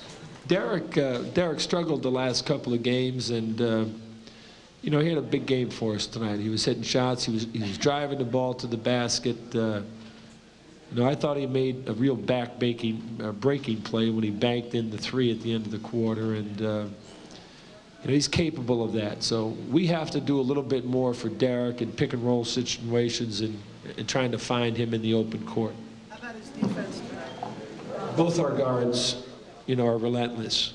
You know, Derek and Greg pride themselves in, you know, as being two of the best ball pressing point guards in the league. So as long as we can continue to hound Workman and Fleming, and what the ball pressure does more than anything else besides wear a point guard down, it doesn't allow the point guard to really get a good look at a guy like Miller who's coming off screen so they can lay the ball right on his shooting hand. So you take a little bit out of the rhythm there. And, you know, so from a defensive standpoint, they've done a great job. One more for Coach and then Mr. Oakley.